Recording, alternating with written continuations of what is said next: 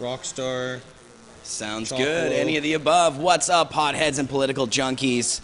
You're watching Cannabis Culture News Live. I'm Jeremiah Vandermeer, editor of Cannabis Culture. It is Friday, November 9th today, and I am so pleased to say this. Marijuana has been legalized within the United States of America. Woo! Both Yes. Washington and Colorado legalized ballot initiatives for recreational marijuana for all adults. So you can hold up to an ounce I in was either just going to Colorado. say, you can roll around with an ounce. Yeah, and the cops can't do a damn thing about it. Washington State also voted to have state-run pot stores, just like liquor stores. And Colorado, you can actually grow 6 plants in personal cultivation with no problems, and that's in their constitution. It was a constitutional amendment. So even if the feds do try and crack down on it, we'll see what happens. It's going to be tough. It's a constitutional thing now. And I think there's 4 other states that also are in the midst of trying to do the same thing. Right. On election night as well, we have Massachusetts who passed their medical marijuana law, that making medical marijuana there legal. And unfortunately, there were others that lost. Oregon lost their ballot initiative for full legalization. Arkansas lost theirs just by a hair. And Montana lost theirs as well. There was an initiative to actually ban medical marijuana in Montana, and that one passed, sadly. So we're going to go over all the numbers today. We're going to go over all the info with you guys. A ton of stuff to talk about, and a lot of media coverage, videos to play for you guys, both from the mainstream, and I have videos that I shot while we were down in Washington State on Pot TV recording for you guys. But I was out with my little iPhone camera shooting the celebration there at New Approach Washington headquarters, so we have some of those videos as well. If there's any problems with video or sound or anything, you can always let us know in the chat. We got Marius watching the boards over here, Mr. Marius Stoner. I got Med Mark with me. The grinder already had weed in it, man. Why didn't you tell me? I forgot. All right, let's start all over. Sorry, dude. Thanks for having me. Actually, you know what? The stuff that was in there, I don't even think was busted up. I just jammed a bunch of buds in there. Oh, I noticed. So good to have you with us as well, Mark. What do you think? You must be a happy man. I think the more states that do this, it's going to push the federal government into actually legalizing marijuana. And, you know, whatever America does, Canada's going to follow through. So I actually see some help. And it's Washington, so it's like bigger than the other states. You know, I feel like that's where laws are changed, right? So. Well, and it's in Washington State, so it's just below us here. It's very close to British Columbia. So, you know, in BC, BC is known for its bud and our bud market. So, of course, there's some speculation that it'll have an effect on our market here as well, because people will just be going down to Washington for their bud Well, it's kind of instead funny of coming because here. people hop up the border to come drink that are under 21. Right. And now people are going to be hopping the border there to go try their recreational ounces. Do you have to be a resident to participate in that law, or does that just mean you can? No, you don't have to be a resident. It's for everybody. Seattle's going to have way more tourism now. I think BC's so far And behind Colorado. with it. I'm choked, actually. They're beating us to the punch. It's true. It's pretty insane. I thought that Canada would be on the forefront of the legalization thing, but as we've seen, of course, Canada is going the exact opposite way. So at the same time as the United States are moving forward, we have 2 outright legalization initiatives passing. In Canada, we have Bill C-10, the omnibus bill, also passing, and then coming into law as of November. Yeah. So we're in but there also now. with BC putting that they want to change laws here. Well, that's also true, as well as the bad conservatives going the opposite direction. Really, the only way we can fight back here on the provincial level is to have our own ballot initiative. Unfortunately, in Canada, only British Columbia has that option. We're the only one who can have a citizen-run ballot initiative go on the ballot. So we're going to try and do that with Sensible BC. Dana Larson is spearheading the campaign. Because of all this media attention in Washington and Colorado, Dana's been getting a ton of media as well. Also, we've been getting a ton of media here at CCHQ. Front page on the province. Greg and Megan looking good. That's right. Greg and Tiffany, I believe, actually. Sorry. Right. Yeah, so we've got a lot of press going on here. I'm going to play some of those videos for you today. And actually, let's see here. Is there anything else I wanted to do up front? We should probably take a bong rip up front and just, like, let it soak in a bit that we actually now have, somewhere on the planet, fully legalized marijuana for adults, at least possession recreationally, of. Recreation. Because even in Amsterdam, the laws there were such that it didn't really allow, I mean, there's still people getting busted. It's cafes that are allowed to sell it, and you're allowed to consume it, It's very restricted. It's 5 gram you can possess, I think, is the max or something like that, or they can sell at one time. Right. So if you get caught rolling around with, say, an ounce, like in Washington, you'd be, I believe, ticketed or put in jail. I'm not sure. Well, we actually have video from the last Cannabis Cup in Amsterdam where the police were coming in and shaking people down for their pot and actually busting them and arresting people. Oh, yeah, I was there. Yeah, you were there. Yeah, it was quite the... They basically came and wanted to search to see how much each individual booth had on them, because some of them were giving out cannabis or had it on display. So they, literally shook down the whole place.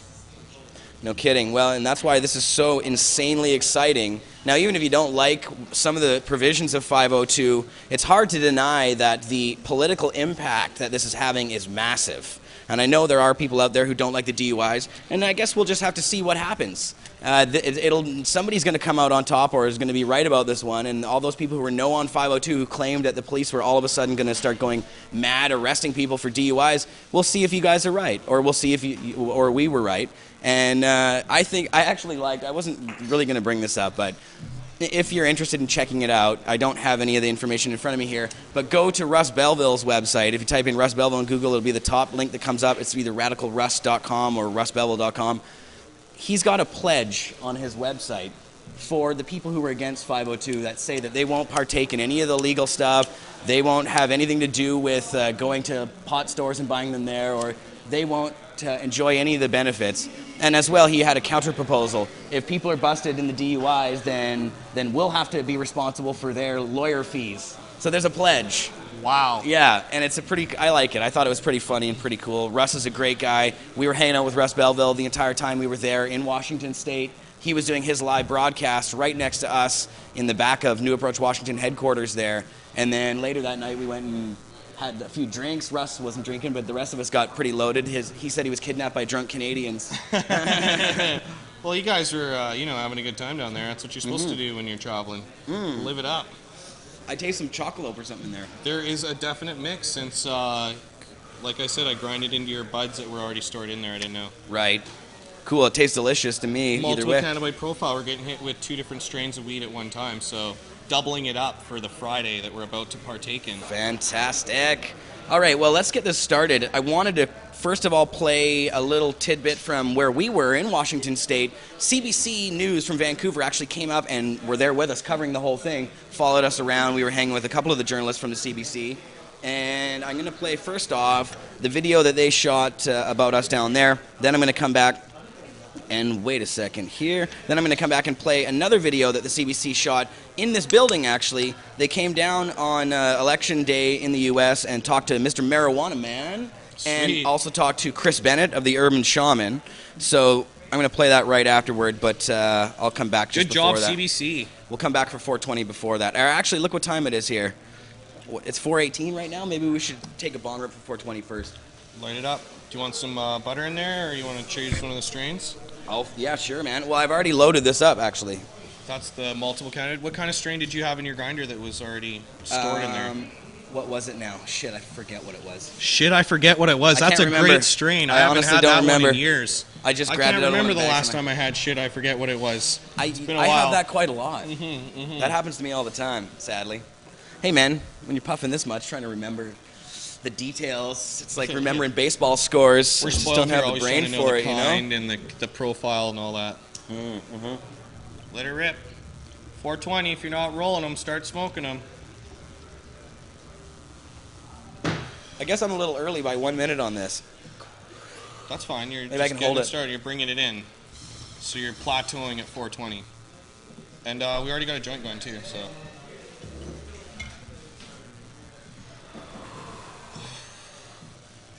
Wow, that's delicious. So wait, break it down what you put in there. Chocolate. And then whatever you had in there, the I don't remember, or shit I don't remember strain. So, yeah, that's the chocolate. It's the cup winner in Toronto and the Kush Cup. And, yeah, while you're coughing, I'll tell people that I'll be in Amsterdam doing some Pot TV stuff for you guys there. And can't wait to see everyone out there. And if you guys are going to come hit us up, Urban Grower and I will be at Barney's the majority of the time. That's our headquarters usually. We love the hot chocolate and the food there, and you can smoke weed while you're eating. That's for the cup. You're going to be there. With Mr. Remo as well? Urban grower, yeah. We'll be there from like the 17th onwards till the end of the cup. Fantastic. And there was some talk before.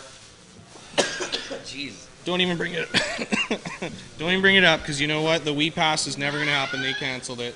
Right, exactly. Now, that's what I was going to say. The talk before was that 420, everyone. Woo! Happy 420! Happy 420! The talk was that this might be the last year of the Cannabis Cup. And, of course, now that the weed pass is gone, the Conservative government there is pretty much defeated. Their asses have been kicked supremely. Well, Amsterdam better watch out, because they're just going to move it to Washington if they start changing their laws, and tourists are going to go elsewhere. So they crushed that. I honestly don't know where that bad publicity was coming from, but it seemed to be fueled by ultra-conservative people in the world. Yeah, they had that. And it's weird because the Netherlands is a very progressive place, obviously. Mm-hmm. And everybody, I guess, has their flirtations with the conservative government. And they throw them in power for a little while, realize that they're completely crazy and nuts, and then kick them out, and then come back a few years later and do it again. Yeah, well, I think the people believe in what they believe in, but it's business that doesn't want it to be the way it is. So, and actually, I heard that there was a lot of cafes throughout the Netherlands, and a lot of it was like rampant in some of the neighborhoods. So, yeah, I mean, maybe you want exercise a little control and keep it strict. Now, here's the other thing. We were going to bring Opus in as well, McMahon, on the Skype connection. He's going to be live with us as well. We just didn't have time to get that going before the beginning of the show. We were running a little bit late. So, I'm going to play this video now. I was early. You were here early. Well, shit, you should have set everything up for us. You just show up. Yeah, you bring the weed, so. And I mean, look at what you brought today. That's some Rockstar. That's the Rockstar. We should crack that open and show that off to the camera in a little bit. Mm-hmm. All right, but first we're going to show this off to the camera. Enjoy the video from CBC. So one of the big changes from last night was legalizing the recreational use of marijuana. And that could change things here in Canada, especially since one of the votes in favor was right next door in Washington State. Duncan McHugh was there as the results came in. On the night of America's presidential election, Jody Emery, Canada's so-called Princess of Pot, arrives in Seattle for a rather swanky affair. Lawyers, politicians, cops, business types. This is what the yes side looks like for Initiative 502, a statewide vote to legalize recreational use of marijuana. No sign of Cheech and Chong. Not the typical crowd of pot activists back home in BC. You aren't finding all of these endorsers and sponsors out there saying they want to smoke pot. They're saying that communities are put at risk, tax dollars are wasted, and legalization is the only way to make our communities safer. And you guys have been watching Russ and his team on Pot TV. As Emery live streams early results, her husband phones from a U.S. prison. Mark Emery is serving 5 years for selling marijuana seeds from his home base in Vancouver. The irony isn't lost on them. All right, miss, good luck, and I hope everything goes great for our side tonight. Yeah, I hope so too. I love you, sweetheart. Turns out the message was clear. 55% vote yes. Today, the state of Washington looked at 75 years of a national marijuana prohibition and said, it is time for a new approach. Allison Holcomb spearheaded the Yes campaign. If she has her way, victory will look, well, boring. You have marijuana sold in marijuana-only standalone stores where you have to be 21 to go in, very limited signage, tight restrictions on advertising, so a very boring source of marijuana, if you will. Boring, maybe, but uncharted territory in the United States. The people of Washington and Colorado may want to legalize marijuana, but that runs counter to federal drug policy. Question everyone's asking, what's next? Here's my farm, as you can tell. Marako Kashintocha has grown medical marijuana for years, yet the yes vote has her on cloud 9. Let this roll. Let this happen. Let the people of the state of Washington actualize their rights. Let us do this. Let us turn our economy around. Let us reappropriate resources more appropriately. She expects medical cannabis dispensaries like the one she runs will close if and when state-run distributors start selling and taxing locally grown pot. I note that an awful lot of my growers are enthused about the potential of possibly getting a license and becoming part of the legal recreational marijuana grow setup. Seattle's city attorney, who wants taxes from marijuana to fund health care and treatment programs, says federal and state officials have 1 year to iron it all out. I know that they will respect the will of the voters, but what may happen is litigation in federal court, and that would be an appropriate place to sort out whether there's a conflict or not. If the state prevails, Ottawa, set to introduce stiffer marijuana laws, may find itself out of step with U.S. drug policy. I think that it also does allow us to say, look, don't worry about what's happening south of the border, because they're actually getting it right. It's time for us in Canada to make a decision for Canadians that recognizes that prohibition's a failure. Others predict BC's illegal pot industry, estimated at $7 billion value per year, will take a serious hit. If the theory, in my opinion, is correct, there will be a decrease in profits of criminal organizations if, in fact, the black markets are removed from Colorado and in Washington. Back at the party, Canadian gangs are also top of mind. If we're allowed to implement Initiative 502 and create a legal market here in the States, that can start to funnel money away from the organizations that are introducing crime and violence into Canadian neighborhoods. We're legalizing it, regulating it, and taxing it. Put your arm around her. There you go. There you go. Jody Emery couldn't get enough. I hope the impact will be that provinces, and particularly British Columbia, will work towards decriminalization, legalization, any sort of law reform to reduce the penalties and punishment for pot, as we're seeing done here in Washington. Many in Washington say what got them here was Canada's more liberal attitudes towards pot. Now, Canadian pot activists will point south as they push for even more legal reform. Duncan McHugh, CBC News, Seattle, Washington. Here's another note on this one. Medical marijuana was on the ballot last night in 2 states. Voters in Massachusetts supported it. They rejected it in Arkansas. 17 states already permit its use.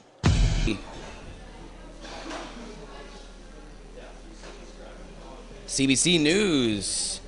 That was a very positive segment, I thought. So good. Pretty positive, nothing really negative in it. Basically pushing Canada to get their crap together and legalize it. Yeah. And actually, we're going to see that in a lot of the Canadian coverage especially. I thought it was very positive. The American coverage was a little bit more, you know, there was some of the against side, a little more balanced even maybe. Yeah. But yeah, the Canadian press was really good to us. Now, I'm going to play another video, but of course, to my left here, Opus Live, the host of Mick Mann, here he is. Mick, say that again. I should say that again, that is. Mick Mann, the host of Opus Live. Just so nobody's confused. Yeah, well, we'll be in Monday to do our show. It's been a while since I've seen you, actually, Mick. A couple weeks or something. We haven't been in the same room for a while, doing a show. I seen him on Pot TV. Uh-oh, are you there? Yeah, I'm here, dude. Okay. Cool, man. It's good to have you here. So, Mick, your thoughts on the crazy legalization developments, man? This is basically the greatest thing that's ever happened in the movement in modern times. This legalization is now here, at least in a couple states. Well, I, for one, am still celebrating. I haven't stopped smoking pot since the election. Yeah, well, me neither, but that's not anything new, really.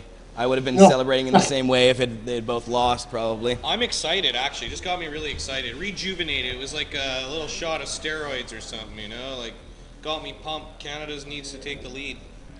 Yeah, it's too bad that here in Canada we're going in exactly the opposite direction with Bill C-10, mandatory minimums for marijuana, when in Colorado you can grow 6 plants now fully legally. Anybody can grow 6 plants. In Canada, you get a mandatory sentence of 6 months in prison for that. 6 months in jail, what's legal in Colorado. Which taxpayers have to pay for you to be in jail, which are private now that the Conservatives are building them. So right. We can see how that all joins up together. Right, of course. The reason the Conservatives are pushing these laws is because they want to privatize the prisons and they want more people in jail, non-violent people. They're easier to control. Well, even if they don't privatize it, everything's contracted there, and as you can see by like the scandals in Quebec and stuff like that, contracts do get money pushed under the table to all these people in power that are awarding these contracts. So yeah, of course, it all ties in together. More people in jail, more contracts, more money, more building contracts, money, money, money, money. Money, money, money. Well, that's what the whole prison industrial complex is all about. Making money on the backs of people. Yeah, really. It's profiting off of other people's suffering. It's pretty bad. But yeah, on a more positive note, it's terrible. We have a little bit of good coverage here, some more good coverage from the CBC. I'm going to play this video for you guys. This is a 2-minute video. This is the CBC here in Vancouver, right here at 307 West Hastings, on the pot block. Enjoy. I'm going to roll more. Nice.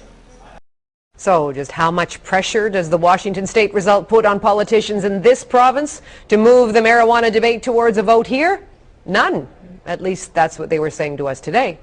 At Vancouver's Cannabis Culture headquarters, the wins in Washington and Colorado are beginning to smell like victory elsewhere. The drug war has been going on in the world because of the United States. So if they begin to soften and it begins to crumble there, it will change around the world very quickly. Advocates say the war on drugs has been expensive and targets the wrong people. Decriminalization, they say, would save money on enforcement and prosecution. And they're urging British Columbians to sign a petition to push the provincial government in that direction. We have the Sensible BC campaign, and that could put it on the ballot for at least decriminalization of cannabis here provincially in British Columbia. The Sensible BC campaign is gathering signatures for a referendum. It wants the provincial government to order police here not to search, seize, or arrest people possessing marijuana. The problem is marijuana falls under the Federal Controlled Drugs and Substances Act, and so far BC Liberals have no intention of pushing Ottawa on changing that. We actually need to have the federal government change the law. My job as the Attorney General of this province is to uphold the law that's in place in Canada. So that's what we're going to continue to do. After speaking to the BC Chamber of Commerce today, the Premier says her focus will be on job creation, not creating easier conditions for pot users. We are going to focus on the things that are in our jurisdiction. I'll let the feds deal with the issues that are in their jurisdiction. I've long advocated decriminalization of marijuana, as has the NDP, and that we But that doesn't mean the NDP can do anything about it here. It, too, says it's in Ottawa's court. I don't get to make federal decisions for the federal government in provincial politics. Even marijuana advocates know getting Ottawa to move on that front is a long shot, especially since it's recently tightened drug laws. It just goes to show how out of touch these Conservatives are with the rest of Canada, and particularly Canadians here on the West Coast. So it seems for now, all pot users here can do is light up and dream. Kirk Williams, CBC News, Vancouver. All right. So that's a little sampling of some Canadian coverage. Whoops. We are live again, yeah? Sorry, I smoked. Say that what? I was medicating, sorry. I don't think I'm high enough. My brain isn't working correctly yet. Packing the grinder full. Nice. Okay. We saw a little bit of Canadian news there. We're going to come back to some more Canadian news in a bit. But I want to play some American news for y'all. Check out CNN's coverage. Wolf and his team over in the Situation Room. CNN, that's pretty mainstream. CNN is pretty mainstream. Yeah, they oh often... my God, are we really going to get legal weed? Like, holy, this is actually happening? You gotta pinch yourself. It is really hard to believe. But here we are. Check this out, CNN.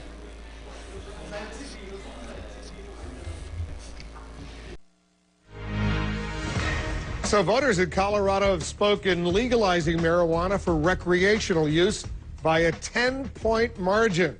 But as CNN's Ed Lavendera reports, it might not be that easy.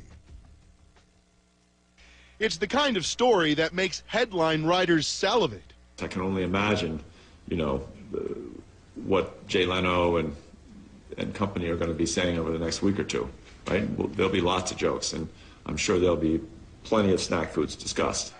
After Colorado voters approved legalizing marijuana, the state's governor, John Hickenlooper, could only warn everyone not to break out the Cheetos and Goldfish just yet. The fact is, no one knows what will happen next. It's hard to imagine the chaos that would result if state by state you had, one state legalizing it, one state not legalizing it. But that's exactly what's happening. 17 states have already legalized marijuana for medicinal use, and Colorado and Washington state are the first to approve selling the drug like alcohol. The vote has put these states on a collision course with the federal government, which still says possessing marijuana is a crime. It simply can't go on the way it is. It can't be a big industry and a federal crime at the same time. Sam Kamen is a University of Denver law professor. He says as more and more states legalized marijuana for medical purposes, the federal government looked the other way. Every store that sells marijuana here is violating federal law. Federal government could come in, they could seize assets, they could charge people criminally, they could send people to jail for scores of years. They have chosen so far not to do that. Colorado already has a lot of experience regulating marijuana. There are more than 500 licensed medicinal marijuana clinics across the state. And then there is the cultivation rooms where all of this marijuana is grown. Hundreds of different strains and flavors, all of this happening right in the heart of the city of Denver. The Colorado amendment would allow anyone over 21 to possess up to an ounce of pot. It would allow licensed production, and weed sales would be taxed up to 15%. The profits then slated to help pay for the construction of public schools. Federal prosecutors and law enforcement aren't saying much, only that they're reviewing the ballot initiatives. I think Colorado voters are clearly just fed up with marijuana prohibition. Mason Tavert was part of the group that pushed to legalize pot in Colorado. He says it could generate nearly $50 million a year for the state. This law is just going to cause chaos. What do you say to that? I think that's just absurd. Let's take marijuana out of the underground market. Let's stop giving all the profits to cartels and gangs. Let's start putting those profits toward Colorado businesses. And let's start generating tens of millions of dollars in tax revenue that could be benefiting our state as opposed to going overseas or going towards criminal activity. It's an awkward time. Voters have essentially passed a smoky bong to the federal government, and it needs to figure out what to do with it next. Ed Lavendera, CNN, Denver, Colorado. After that warning to residents not to break out the Cheetos and the Goldfish too quickly, the Colorado governor received a special delivery. An attorney and marijuana advocate and his daughters dropped by his office, leaving bags of the snack foods with his assistant. The election results are giving the nation's late-night comedians plenty to laugh about.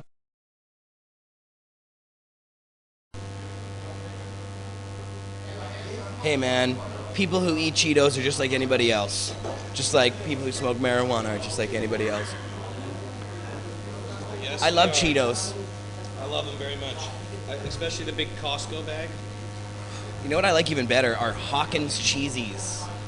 Those crunchy ones. Oh yeah. Those are delicious. Old school. Yeah, those are dope. All right. Well, CNN coverage, not so terrible.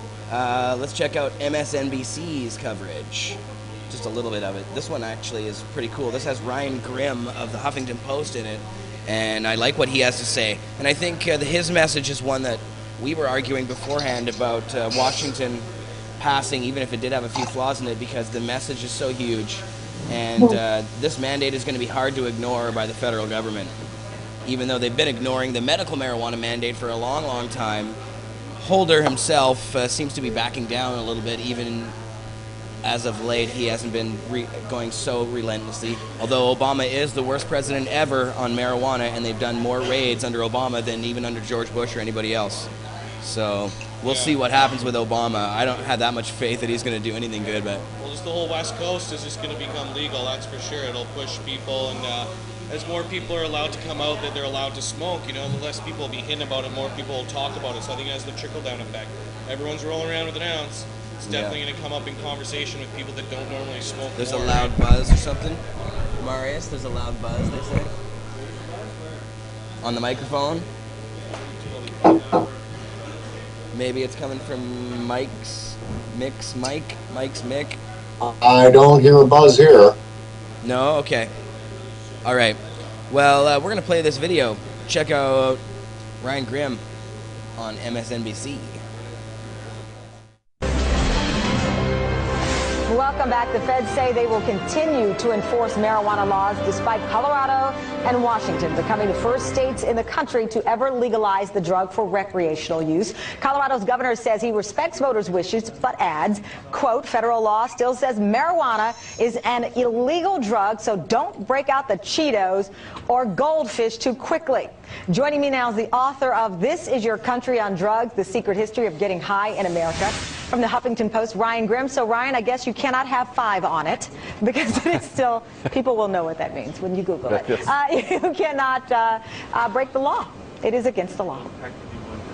Right, you know, the DEA is fighting a rearguard action, and they're going to be putting a lot of pressure on these states. And actually watching what they do is pretty instructive. You know, in 2010, the DEA asked Eric Holder and the Justice Department to come into California and to campaign against Proposition 19, which was on the ballot to legalize marijuana. Holder did come out against it strongly, and that helped defeat it, just barely, but it helped defeat it. This year, the DEA asked Holder to do the same thing in Washington, Oregon, and Colorado, and Holder declined. You know, he didn't do it publicly, but he just didn't do it. He said, you know what, I'm just not going to get involved with this. Right. And I think part of that is that Holder kind of sees which way the wind is blowing here. In fact, in Colorado, pot got 50,000 more votes than Obama. So you don't want to be on the wrong side of that. You do not. But let me ask you, is it also a larger conversation about this war on drugs? We grew up in a time, I remember the commercial with the egg and all of that. This is your brain on drugs. Is this an evolution on the war on drugs and basically the information we now know and the difference in drugs, the types of drugs? Yeah, and you saw this in Michigan, where a lot of different towns and cities decriminalized. In Massachusetts, they passed a strong medical marijuana law. Arkansas almost passed the medical marijuana law. Arkansas, in California, voters reformed this odious kind of 3 strikes and you're out law, where a third kind of penny ante crime gets you in prison for life. So that they did away with that. So definitely, people are taking a new look at the criminal justice system, both in the context of fairness and justice, but also in a deficit context.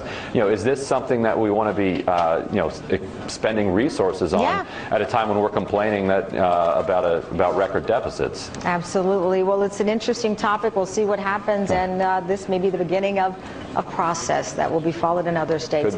Could be. Thank you, Ryan. Great pleasure having you on. I know you had a long night. Thanks for joining me. So now it is time for the News Nation Gut Check. All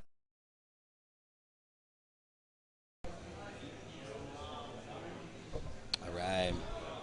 And I know you've noticed the Mox News logo. Go to Mox News. Tons of great news there all the time. Do you go to that site? I'm on sharing YouTube. our link right now on Facebook. There you go. Buzz is gone. Yes, share this link Not around here, on man. Facebook as well We for the still have show. a buzz. On the front page of Pot.TV and Cannabis Culture, you can find the link to this show. So let's continue on here. That was MSNBC. Now, MSNBC also is the home of Rachel Maddow. I believe if that's correct on this anyway, unless she's doing it for current these days or something, but I think this is MSNBC. Maybe she got fired, I don't know. I should have checked my damn sources beforehand. I'm going to roll up some VIP OG while you guys check that out. Okay. Well, we'll find out where she's from in this video. I also want to say that both Colorado and Washington have voted yes on legalizing the possession of small amounts of marijuana. Colorado and Washington, both pro-marijuana legalization votes tonight. Both of those have been called. Could have huge consequences. I think people have compartmentalized marijuana legalization in their head as this boutique issue. But if the state of Colorado legalizes marijuana, that's a huge deal. A huge deal. People forget that prohibition recall actually happened in the state's level first. So, we could see the beginning of the end, I think, for it. Don't federal laws supersede the state laws, or will it be all of a sudden legal to smoke a joint on the sidewalk in Colorado? Well, they say it won't be Amsterdam. You won't be able to smoke a joint on the sidewalk, but adults would be, at least under state law, allowed to possess 1 ounce of marijuana for recreational use without a doctor's note. Of course, as you point out, Dan, that does put them at odds with the federal government. And we lock up 8 times as many people per capita as Europeans do. My European friends tell me either the United States is inherently more criminal or there's something goofy about our laws. And it's time to stop locking up responsible adult pot smokers and recognize the real problems of drug abuse. And we're going to do that in the leadership way in Washington. Because it is, like, technically it's been legal here for medical use. Yeah. The government's going against those orders of the Supreme Court, right? So we're back live now. Live again. Yeah, so some good coverage there. I love how he kept saying ounce over and over again. Everyone in the media keeps saying an ounce. Get to roll around with an ounce. That's 28 1-gram joints, just for everyone wondering out there. In some of the coverage, they say that. They said about 28 joints. I was like, yeah, fatty's 28 pretty nice sized joints. Or 14 urban grower joints. Yeah, exactly. Yeah, there's some great urban grower videos available on Pot.tv and on Urban Remo and Urban Grower YouTube accounts with him rolling big, huge, supercharged fatties, 2-3 gram joints. That's his life every day, all day. Okay, so Jeremiah. Yo, Mick, what's up?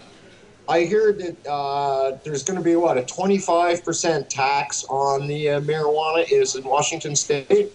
Right. Well, there's more than that, actually. There's going to be there's a lot of tax on it. It's actually taxed at 3 different stages, and I believe it's taxed, pardon me, 25% at each stage. Wow, that's more than luxury tax here. Like here it's 21%, I think, for luxury tax. That's right, yeah. So it's a fairly expensive tax, but here's the thing. At each stage it's being taxed, and that money goes to all kinds of governmental services. I think that money kind of ensures the bill's continuation and will actually ingrain it even further. You want the government to be making money off this. Oh, yeah. Because once they start making money off it, they'll never want to stop allowing it to happen. Yeah. And so, but we don't want to go too crazy with it, but they're projecting now, the liquor board's already talking about this and projecting that it's going to be probably $12 a gram. So that's the same prices as now at many of the dispensaries in Washington State. Seems a little on the steep side to me. That's really pricey. It should be around like the $5 mark, I think, $5 to $10 mark.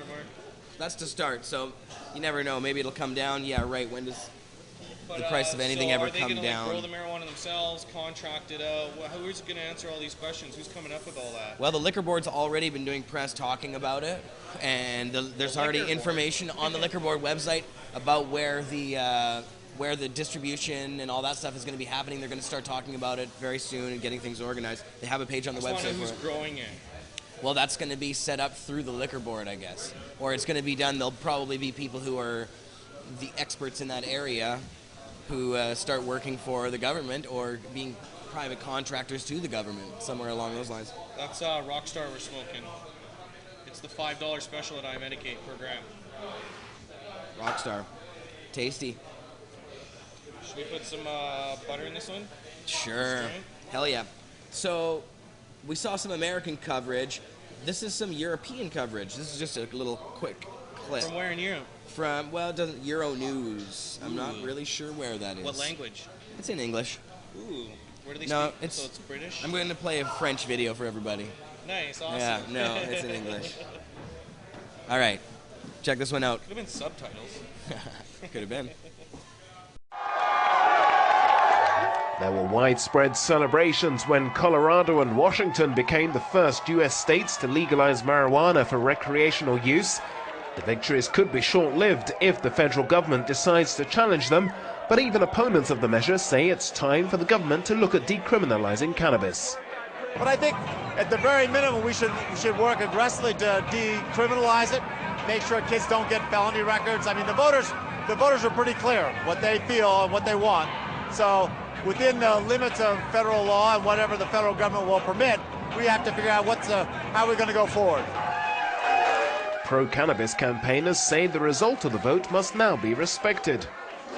Today, the state of Washington looked at 75 years of a national marijuana prohibition and said, it is time for a new approach. The Obama administration is expected to file a federal lawsuit, but it's unlikely to be strong enough to stop people possessing an ounce or less of the drug without risk of arrest by local police.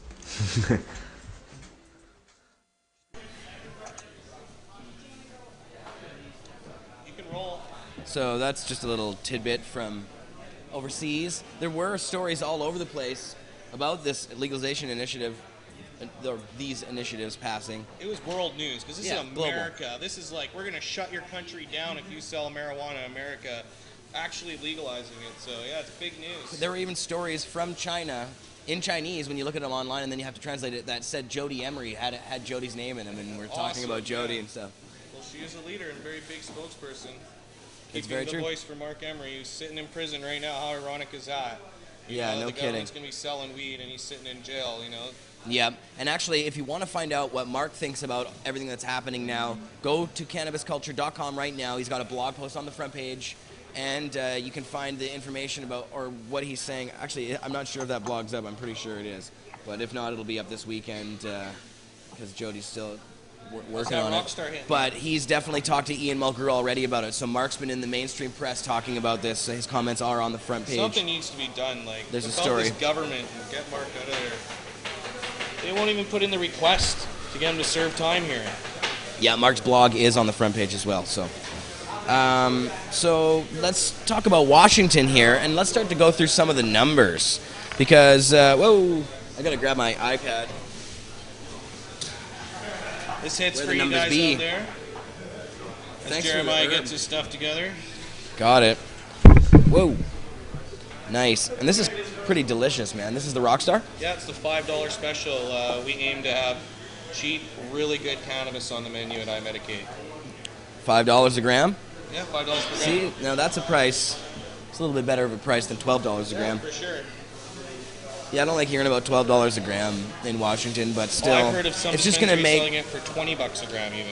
They'll be forced to compete with the illegal market, and so if it's cheaper to grow it yourself than to buy it from a store, people will just continue to grow it, and it won't even probably disrupt the market that's there already and stuff. So all the fears, I just don't have any of these fears. I think it's only going to get better from here. And trust me, Montana's got a lot of pot-smoking people that, you know, wanted it to be legal, and they'll be driving over. They're not too far apart. No. Neighbors.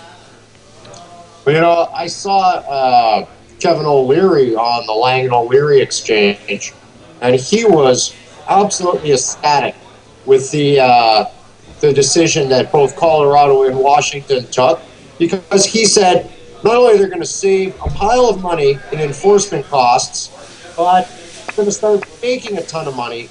And as soon as the other states see that, the neighboring states, they're going to want it too, and it's going to happen really fast.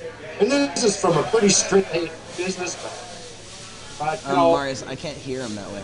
He's looking at the economics, and it's that's what people are going to be interested in, is the money. Follow the money. Right. Mick, we're just having a bit of a sound issue here. I can't really hear you. Yeah, take it. Exactly. Okay, now talk to me, Mick. Hey, you got me now? Yeah, that's a little bit better. Okay, so Marius is just working out the sound, trying to get rid of any buzzing or any sort of interference because the microphone was too close to the speaker. I was just mentioning how Kevin O'Leary from the Lang and O'Leary exchange was saying that he was ecstatic about the decision to tax the marijuana. He thinks it was a fantastic idea. It was well overdue. And he's just looking at it from a business perspective. Right. That the government is just going to make all kinds of money off of this, the states, and it's just a domino effect because the other states are going to realize, you know, they want the money too. He says basically most states are bankrupt right now. So the saving in prosecution and jailing these people, plus, you know, the saving of that money, plus the taxation, it's just a matter of time. They're going to take the money and run. Yeah. No, it's very true, and I think once that dam breaks on the economic level, everybody's going to want a piece. Why wouldn't they? I think tourism, It's gonna be a lot of let alone jealousy. the taxes, but the tourism alone will really just bring it home to people. Well, is this the beginning of the end of prohibition in the United States? Spin-off of jobs already today in a paper in Colorado. Say that again, Mick. Sorry, the last part? There was an article in a paper somewhere today that came across my Facebook page talking about a large spin-off of jobs due to legal marijuana industry. Right. Oh, for sure. They're going to have to package it. They're going to have to make sure that people grow it. They're also going to have people sell it. Then there's going to be businesses that are going to be selling food to all these people. So, Yeah. and then all these dispensaries are going to have lots of people have to make edibles and stuff. Sure. That's why I was curious about who's going to be providing it and making it. There'll be more bong stores than ever, probably. As well as, like you mentioned, the tourism end of it as well. And now in Washington State, this is something I'm not so sure about in Colorado, how it worked in the constitutional amendment that they passed there. But in Washington State, at least, as part of Initiative 502, it legalizes paraphernalia, which was illegal in Washington State as well. Same as in here in Canada, paraphernalia is still illegal, actually. Really? Well, they sell it everywhere. Yeah, but it still actually technically is illegal. They could probably bust us for it if they wanted to really crack down on us. Really? Yeah. But in Washington State now, legalized as I-502 passes.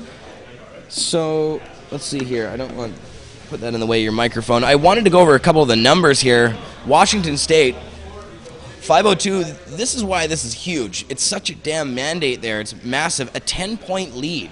A 10-point lead in the percentage points. Tell me the numbers. How many people voted for yes? Let's legalize it. 1,340,301 people. Does that mean all those people smoke pot, or they're just like knowledgeable and know they want to like save money with policing on elsewhere and yada yada yada? Those people voted for the initiative to pass 502. That's awesome. That means we got that many soldiers in Washington. It was 55 to 45%. And so the number of no votes was 1,079,318 people. So, and these are CNN's projections as of either like 99% reporting in some of these. I took some of the numbers from a different spot for Oregon because they had more numbers and they seem to be a more accurate tally, but most of these are coming from CNN. Yeah, so that's pretty good in Washington State. And so what happens is 502 will actually legalize 1 ounce of marijuana for any adult over 21, legalize the paraphernalia. There's some hemp stuff in there too that's pretty good, and it separates hemp out from cannabis, actually. It's two different things in law. And state-run marijuana stores run by the liquor board. So that's Washington State. I have a couple of videos to play you. We were down there covering the election from Washington State with Kirk Tusaw, Jody Emery, my girlfriend Karina, who gives us a great hand when we're down there with all of our technical stuff and working. She was on camera with us broadcasting too. Love Karina. It was her birthday yesterday. It was her birthday yesterday, so I want to give shouts out. Love you, Karina. And also we were hanging with Ian Mulgrew from the Vancouver Sun for the entire time we were there pretty much. And we were chilling with Allison after the event too in the Monarch room up above where the party was there, and got to watch some of Obama's speech, chilling with some ACLUers, and it was pretty cool. But so yeah, I want to play a video from there. I'm going to play Pete Holmes, who's the top cop in Seattle, or in Washington State. He's the city attorney for the city of Seattle. And so this is the top cop in Seattle chilling there at the marijuana legalization party, giving a speech at the marijuana legalization party. Pete Holmes. He needs no introduction. I hope you'll just give him a warm welcome. Seattle City Attorney Pete Holmes.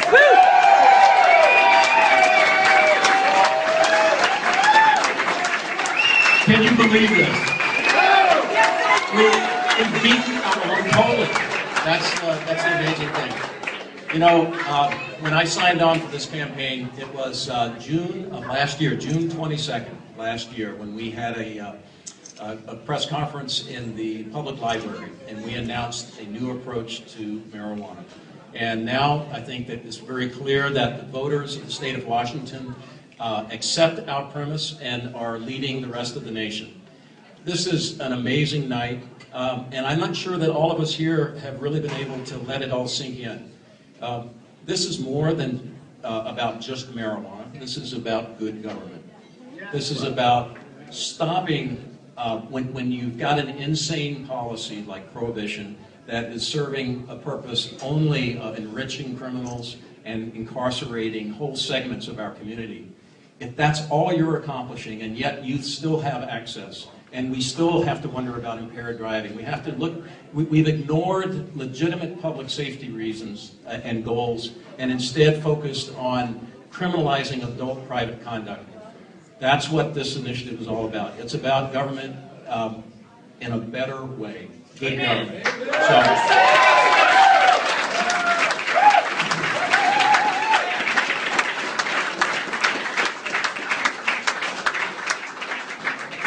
Three years ago, Seattle was still in the business of building a jail. They were actively citing for a new jail. And last June, we disbanded the jail advisory group. The voters years ago said that they wanted to make marijuana possession the lowest law enforcement priority, knowing that they couldn't overcome federal prohibition. But we took the steps, this city took the steps in increments as it best could. And it first said in I-75, we're going to make it, if we can't eliminate it as a crime, we're going to make it the lowest law enforcement priority. And so, as late as 2009, while we were building a jail, we were still debating whether or not it was indeed the lowest law enforcement priority. So when I took office, there's nothing lower than 0 for prosecutions. And so, and guess what? Guess what? Not only are we not building a jail, but the world has not turned on its side. You know, we're showing that this is not necessary. There is a better way. And so now we need to show that we've got a better approach. We're not simply repealing the laws, we're implementing a regulatory regime. We're legalizing it, regulating it, and taxing it. And so I look forward to the conversations that have already begun with federal authorities. I think that state, federal, and local authorities will sit down and have a good adult conversation about good government, about appropriate law enforcement. And we're going to be able to tell law enforcement that we're going to help restore confidence in you. When you're no longer having to enforce nanny state laws, it's going to increase confidence in law enforcement, respect for law enforcement. I just want to close by saying I'm so honored to be the city attorney in a city that is really trying hard to get it right. And it's how fortunate we all are to live in a state that wants to lead this country, wants to make it a better place. And most of all, I want to say what an honor it's been to work on this incredible initiative. And Allison and the entire I-502 staff, the ACLU, thank you. You have really made history tonight. Thank you. All right, we're going to play one silly party song, get a drink, and then we'll put the TV back on.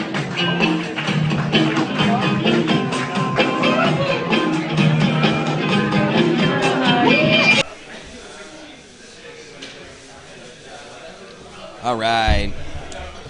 So that was at the New Approach Washington celebration headquarters at the Hotel Andra in beautiful downtown Seattle. Seattle is a very beautiful city. We had a chance to cruise around, hang out, have some fun. I was chilling with Mrs. Emery and Ms. Gonzalez, and it was a hell of a lot of fun. We had a rental car cruising around, took a bunch of photos. If you are friends with me on Facebook, facebook.com/Jeremiah.Vandermeer, you can look at all those photos. They're going to be uploaded to... Whoa, what is moving there? Uh-oh. Woo, woo, woo. Yeah. All right. Yeah. Go friend me on Facebook and check out the photos of us chilling. Also, there's photos of that night at the election headquarters there on that Facebook account as well. Those ones are going to be up on the front page of Cannabis Culture this weekend as well. Woo, for you, my man. Thank you. So let's play another video here from 502 headquarters. Rick Steves, who is one of the main supporters of this bill, he's got a lot of cash because he's the host of a popular Discovery Channel, I think it is, or one of those networks. He's got a travel show. He's a travel writer, writes for magazines, has books published. He's got a whole franchise going on. And he cruises around, I guess, and smokes some fine herb in other places around the world as well. Wants it to be legalized, and he put a lot of his own cash down to try and do that in Washington State there, and that's one of the reasons it did so well. So he was there as well and gave a speech, and I wanted to play this one for you. Also in this video is Greg Holcomb, Allison's husband. He was fantastic. Gives a great speech here as well, so check this one out. Councillor Rick Steves, who has a very important announcement about the official numbers. Well, thank you. What a long, long road we have come. And with the vision that the ACLU had and all the drug reform activists in our country, in whatever group you're in or how you talked it up. But I remember 10 years ago, you couldn't even talk seriously about this. And 10 minutes ago, Maria Cantwell shook my hand and she said, right on. So, I'll tell you, the truth is on our side. And what we're doing is we're raising awareness that if we can simply take the crime out of the equation, treat drug abuse as an education and a health challenge, keep it out of the access of people under 21, and recognize the mature adult use of marijuana as a civil liberty, we're going to be able to move forward on this drug challenge in our country, and we'll stop locking up so many people. Yes, we'll save a heck of a lot of money, we'll demoralize a lot of illegal businesses, and we'll have the fundamental American right to do whatever you want to in your own home without the government getting involved. So, this is such a grassroots thing. Nobody could touch this 10 years ago, and then suddenly it's almost counterculture to oppose us. Think about that. So, I don't know, it's just a big... So I'll tell you one thing, the whole country is going to wake up tomorrow and look at Washington State and perhaps Colorado and recognize that this is the beginning of taking apart prohibition one state at a time. That's how they did it 80 years ago against alcohol. That's how we're going to do it now against marijuana.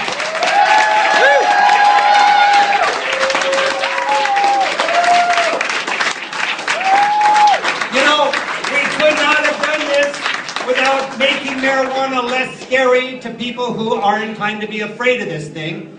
And we couldn't have done that without very highly respected people in our community sticking their neck out politically to stand by us. And I want to introduce to you a man that was critical in making this happen, our city attorney in Seattle, Pete Holmes.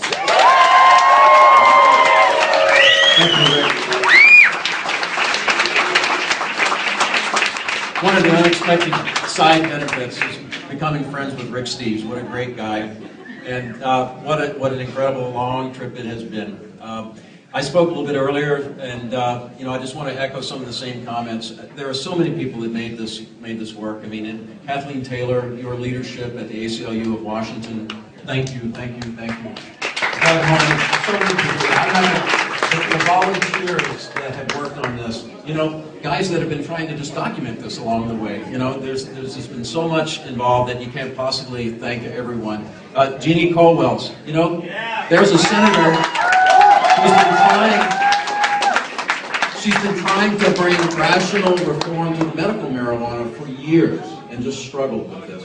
And now, you know, it's something about when the planets line up. They line up, don't they? You know, and I think that, you know, just having that vindication, it's something that we all knew as we talked, as we worked through this, as we tried to reform medical marijuana and only saw fear take over, leading to a gubernatorial veto.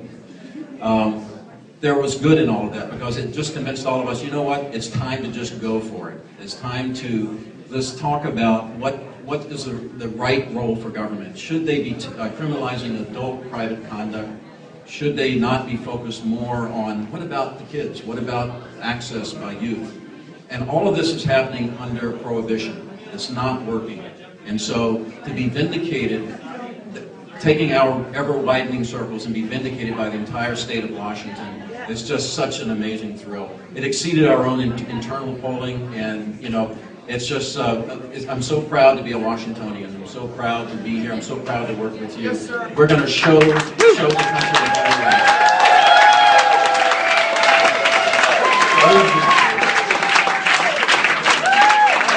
I think we want to hear from our Commander-in-Chief, Allison Holcomb. Where's Allison?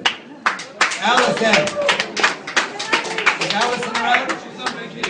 Allison's taking a much-needed break, I'm sure. I was just thinking that Pete was talking, you know, you have to have a pretty cool electorate to vote for this thing. And Washington State is, I think the ACLU recognized that. The ACLU 6 or 7 years ago when we started talking about, we did the show Marijuana Time for Our Conversation. this is the state that can have that intelligent conversation. We get over the fear and the lies and the paranoia, and now really the responsibility is on us to really responsibly take the trust of our citizenry now and make this a smart law. We don't want people 2 years from now saying, look at that, we trusted him and now it's just, hemp fest gone wild.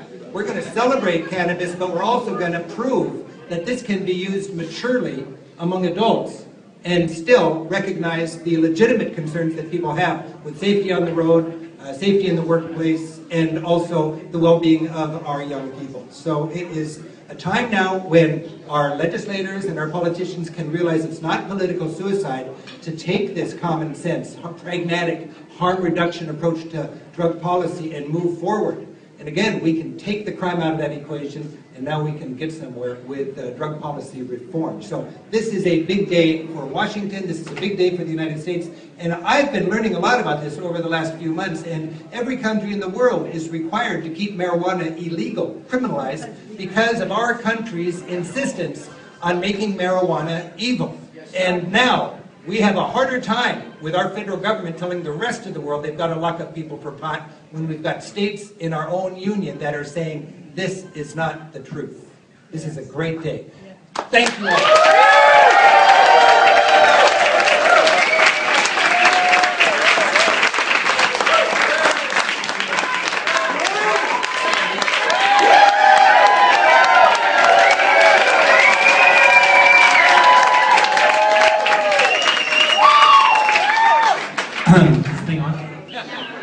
Okay, so my wife would be shocked if I had the microphone right now, but she's not here, so I'm just going to say a few words. So about 2 years ago, my wife came to me and said, "Hey, honey, I've got this thing that I'm thinking about. We're thinking about running a marijuana legalization initiative in Washington. What do you think about that?" And I said, "What do you mean? What do you think about it?" "Well, it's going to be hard." I said, "Well, how hard?" "Okay, remember when I was in trial as a criminal defense attorney? It's like that, but for longer." And we decided that it was a good thing for our family, and that's our son Dashel over there. That's in front of the screen.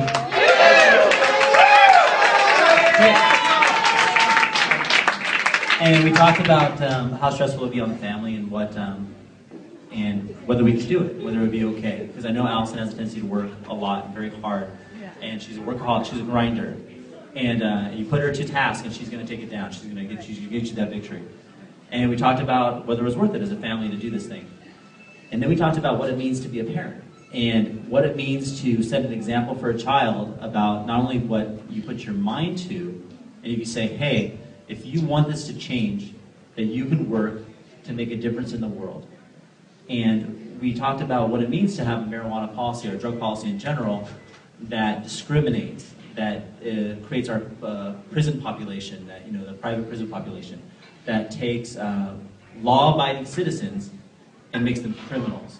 What it means to make somebody a criminal. If you started a class and you picked whatever issue, economics, societal, whatever your issue is with the world, and you looked at marijuana policy as a lens for that, it would have an effect. And so we thought that the message that we could send to our child is that, hey, why is Mama not here at 7 when she said she was going to be here? She came here at 9 o'clock. Or why Mama's working this weekend? Why is Mama on the phone? Or why is Papa taking you? Why is this? That you could look back and say, Dashel, Mama changed the world. Not by yourself, but by standing up and saying, I'm going to dedicate myself to witness. All these people stood up through the history, Keystropp, Normal, just all the people that have rallied and said, look, if we push this over the edge, we can make it. And Dashel, you can make a difference in your life and in your world. And whatever you set your mind to, you can achieve. And we decided that we could do that. And thanks to all of you, all of the people in Washington State, thank you from the bottom of my heart for making my sacrifice, Dashel's sacrifice, Allison's sacrifice, mean something, and I will always be in your debt. Thank you so much. I don't know, I was over there, and the microphone was free, and when I started talking, me an open mic night. Come here. Come here.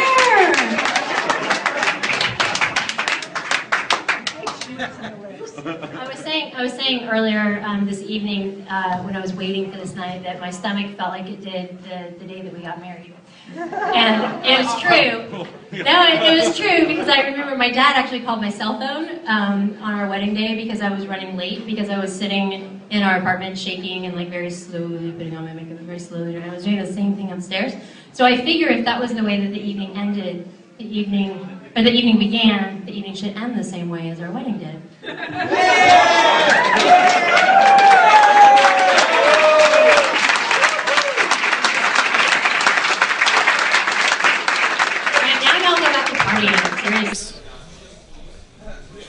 Two is better than one.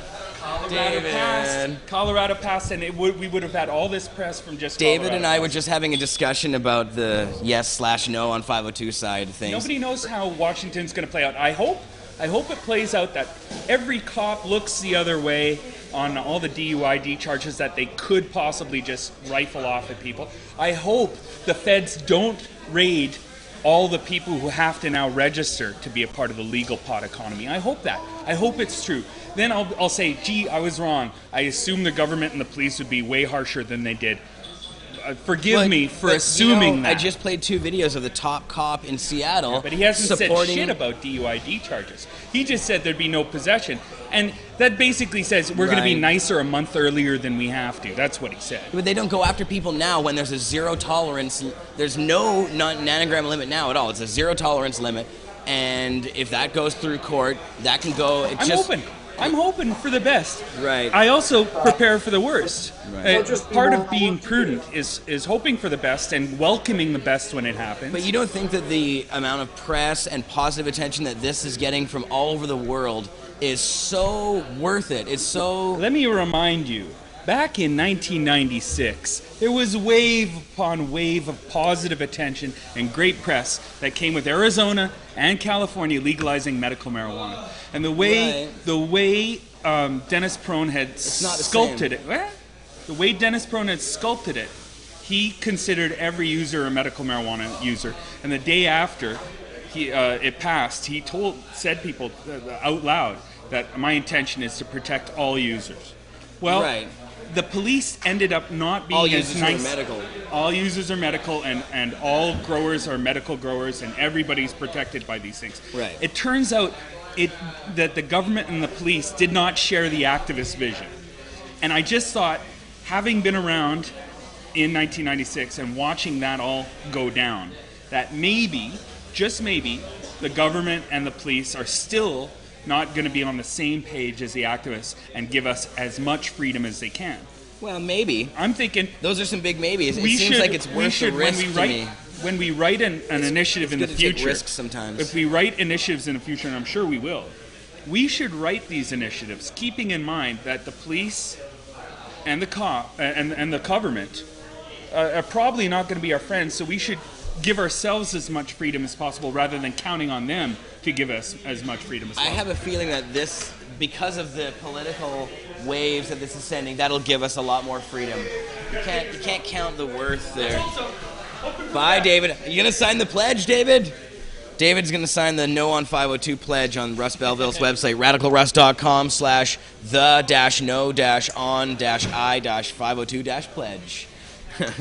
Awesome stuff from David, as always. David. Yeah, well, we agree to disagree on the 502 thing. I think any steps are better than no steps, and personally I'm going to celebrate every little victory. That's right, and this one isn't just a little victory, this is a gigantic victory. Yeah, and like I said, people are going to be talking about, like, people are allowed to carry the ounce, and what happens is everyday people are going to be carrying weed, and you're going to be talking to Grandma, who probably was one of the 1 million people that voted against it. Right. And say, hey, you know, it's better than alcohol, Grandma, I can still study, I can wake up tomorrow and go to school, and yada, yada, yada, not physically different, and actually have a conversation about it because it is legal. You know what's going to happen here? And I anticipate if the federal government really does attempt to stop the states from doing this, it's going to cause a shitstorm. It's going to become an international fiasco in a way that wouldn't have happened or didn't happen with the medical marijuana side of things. And here's the difference, and here's why I think that Malmo's argument doesn't really hold water when it comes to comparing California's Prop 215 or any other medical marijuana initiatives. Medical marijuana, you still need to be a citizen of the United States and a member of, you have to have like a card or some, medical attention in the state. You have to be an American citizen. These initiatives make it legal for anybody who's in the state to possess marijuana. So, it's controlled by the liquor board. It'd be like buying beer. Right, exactly. So if the federal government continues to crack down, are they going to be arresting tourists who come in? Even though it's legal in the state, they're going to be confusing the shit out of people. It's going to be an international fiasco if it comes down to things like that. Do they do that with federal people, or do they use like the local authorities to arrest the people? Like, where do they store those prisoners? Do they get stored in the same place that it's legal, or? Right. And is the federal government really going to start going after people for possession and have a police force, DEA busting people for that kind of stuff? That's a good million people by the vote count there. Right. But maybe they'll be going after the stores themselves. That's what. But see, the the liquor board's going to be implementing this and fighting the federal government at the same time. This is, even if it, I don't know, I just see this as such a win for us. A massive win. It's quite the clever move. Yeah. But who knows? We'll see what happens, I guess. But I wanted to watch just a little bit more coverage from Washington State. Now, for the No on 502 I'll take a people out Jack there, Daniels in a quarter, please. Exactly. Quarter ounce of this. Now, you won't be able to buy the pot at the liquor store. There'll be standalone pot stores that will be completely separate from beer and wine stores and liquor stores. They'll be close to each other. They'll probably be right next door to each other, probably. But so I want to play this footage. They have drive-thrus? Yeah, hopefully. Yeah, sure they do for liquor stores in the U.S. Multiple selection of different cannabinoids? Oh, somebody said go on radio, CHLY.ca. Love CHLY.ca. Give them mad props. CHLY. That was Mick in the chat room. Should we put a filter on this? So I track down a filter? Oh, whatever. Just start puffing, dude. I'm going to load a bong rip, too. And then we're going to play this video here. Washington State. Now, the No on 502 people are going to like this one because it addresses their side of things. It addresses the DUI issue and the conspiracy to go after medical marijuana patients in the state. The secret Trojan horse that is I-502. Initiative 502 to legalize marijuana also passed last night, but today there are a lot of questions about how it will all work. The latest numbers show the yes vote at 55%, the no at 45%. KOMO 4's Luke Ducey is live in Ballard with what this new law means. Luke? There are so many questions about this initiative because no state has ever done this before. For instance, so next month when this goes into effect, you'll be able to possess an ounce of marijuana, but you won't be able to buy marijuana legally anywhere in the state until next year. And then there's the big question for the state, are you ready to regulate the whole marijuana trade? What was your reaction when the initiative passed last night? I wasn't totally surprised. It had been polling pretty high for this time. And Brian Smith with the Washington State Liquor Control Board told me he knew 502 would pass, and from now on, just like alcohol, the state will be licensing and regulating marijuana, too. The Liquor Control Board and some of the other state agencies have expectations to craft rules, and rules are the specifics of how to implement this law. Starting next year, the state will license farmers to grow marijuana, truckers to deliver it, and factories to process it into joints, brownies, and cakes, or just a liquid form. Then they'll regulate more than 300 stores. And that's what you sell there is the marijuana that you smoke, the food, and marijuana items such as, the paraphernalia that would go with that. Supporters say the new law will reduce crime and generate hundreds of millions of dollars in tax revenue. However, under federal law, it is still illegal to smoke or possess marijuana. And in a statement today, the U.S. Attorney's Office sent a warning that their stance on marijuana is unchanged and added they are reviewing the ballot initiative here and in other states and has no additional comments at this time. Supporters, however, say they want to work with the federal government, not against it, while the ACLU said they hope federal officials will respect the will of our state's voters and not enforce federal laws against Washington residents. Are you worried that federal agents might swoop down and start arresting state workers here and there? It's of course, it's a concern. Yeah, it's a big question. On another side of all this, though, is Medical marijuana dispensaries. We came here to Ballard in front of this dispensary because we wanted to point out this new initiative does not change rules for any medical marijuana dispensaries. If you have a medical card, you can still get marijuana at places like here. However, there is growing debate over this issue right here. What does this law really do, and what was it designed to do? Some say, yes, it was designed to legalize marijuana like it's doing. Others say, no, it's more than that. It's all about this conspiracy to strengthen DUI laws around the state. I'm working on that story for tonight at 6. Live in Seattle, Luke Ducey, KOMO 4 News, back to you. One initiative that passed is Initiative 502, which legalizes marijuana for recreational use. Here are those numbers. 55% yes. While supporters are happy with the results, it could be a while before they can toke up without fear of getting arrested. KOMO 4's Luke Ducey is live with the controversial road ahead. Luke? Hey, good evening, everyone. And perhaps the most controversial part of this is this. Is this law solely to legalize marijuana, or is it a conspiracy to strengthen DUI laws? Well, supporters say, of course, it's about legalizing marijuana, but they had to put a DUI component in there. The DUI law is specifically about public safety. Initiative 502 spokesperson Allison Holcomb told me today it's ridiculous to think Washington's new marijuana law was designed specifically just to strengthen the state's DUI laws and not decriminalize pot. But key opponents of 502 call the law a wolf in sheep's clothing. And what we're going to have is a per se DUID bill, which is the drug czar's plan for the new prohibition. At issue is whether the law is unfair and unscientific when it comes to measuring the amount of THC, or the chemical in marijuana that gets you high, for a DUI conviction. Opponents argue a driver who smoked a joint last week could still be busted, and that would deter legal use. Holcomb says, however, they had to address the issue to get the law passed.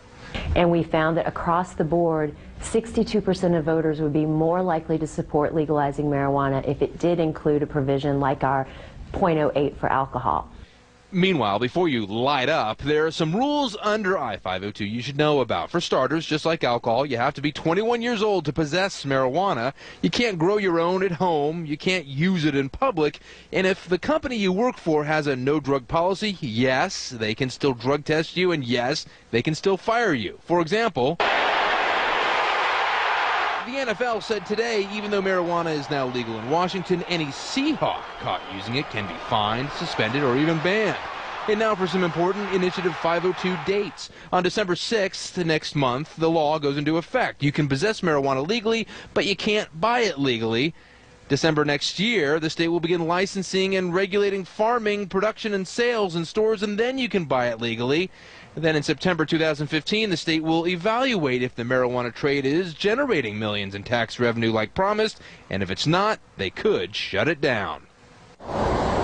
And here's the whole other side of this. We came to a medical marijuana dispensary here in Ballard to tell you that I-502 does not change anything about medical marijuana at all. If you have a medical card and you come here, yes, you can buy marijuana. But there could be pressure from the feds on all of this. The U.S. Attorney's Office said today they are watching this new law here in Washington and the new one in Colorado very closely.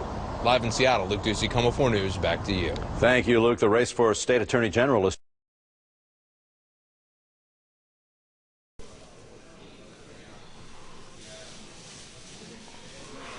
This is some crazy-ass news coverage. Pretty amazing just to see this happening. See them, hear these words coming out of these newscasters' mouths. It's like the presidential win didn't even matter. It was all about the weed in the news. It was awesome. It was for me. Oh, yeah, by the way, Obama won. I think everybody knows that. I didn't even talk about that at all. Of course, that is an important part, though, and I think we should talk about it. I think Obama probably will be a hell of a lot better on this issue than Mitt Romney would have. You know, shit Romney is well, he was one of the vulgar about it. Yeah. Obama dodged it. He said over my dead body, basically, he would legalize marijuana, and he was really rude to medical patients and other people, and he would accost people on the beach. Where at one of his properties, he's a very rich man, and I guess he would go down where people were smoking marijuana on the beach, and he would yell at them and say, "Get off the beach with you pot smoker, hippies!" Yeah, that's unreal because you know he's hitting the whiskey as much as possible. Yeah. Not a big fan of Mitt Romney, so I am very happy Obama took it. Unfortunately, a third-party candidate. Well, Obama sucks totally. He's the worst president ever on marijuana. But you don't think that Mitt would have been worse? He would have been by far the worst president ever then. They just keep getting progressively worse. I'm just convinced that it would have, the pace of worsening is going to be slower with Obama than it would have been with Mitt. Why do you think Obama actually has done what he's done? Because I mean, when he was trying to be president at first, he really did promise that he would lay off medical marijuana and all the dispensaries, and it's been the exact opposite. Right. Why isn't he been held accountable? Why isn't it anything that's in the news? Well, because the news hasn't really been paying much attention to this issue, unfortunately, and when the news does pay attention to this issue, they have a way of basically, taking all the heart and importance out of it by joking around a lot about it. Yeah. By, stereotyping pot is I keep hitting this thing. Recreational thing, not just also a medical thing also. But the mainstream press always minimizes the issue and tries to downplay it by making fun of it and joking around, rather than actually taking it seriously. Now, I think they might have to try and, at least a little bit, they are taking it a little bit more seriously in some of the coverage, although I am going to play a clip at the end of the show. Hopefully it's finished. Let me just check here and see that it is there. Yes, I'm going to play a clip from The Daily Show last night, Jon Stewart, at the end of the show. He did a great bit last night about the newscasters and how they cover marijuana, and it echoes, I've been saying this for a long time, I think these newscasters are just dorks when it comes to pot. Anytime it comes up, it's always bad puns, them giggling away and acting like losers. So, anyway, John did a great little segment on it. We'll play that. But I wanted to go back to Canada now. We played a little bit of coverage from Washington State and from the United States. But actually, before we go back to Canada, we should talk about the numbers in some of the other states here. We talked about Washington and their numbers. It was 55 to 45, 10-point lead. And Colorado, where Amendment 64 passed to legalize 1 ounce of pot for all adults and also cultivation of 6 plants, that passed with a 55 to 45 vote. 6 really big plants. Yeah, you could grow it as long as it's 6 plants, right? Yep, they'd be about 22 feet tall, and they're going to produce about 4 pounds. We're going to have about 6,000 watt lights around each plant. Yeah, well, and 86 viewers. Hey, we have 86 viewers watching right now. And we were just talking about our viewership has increased steadily since the other night when we did our live broadcast from down in Washington State.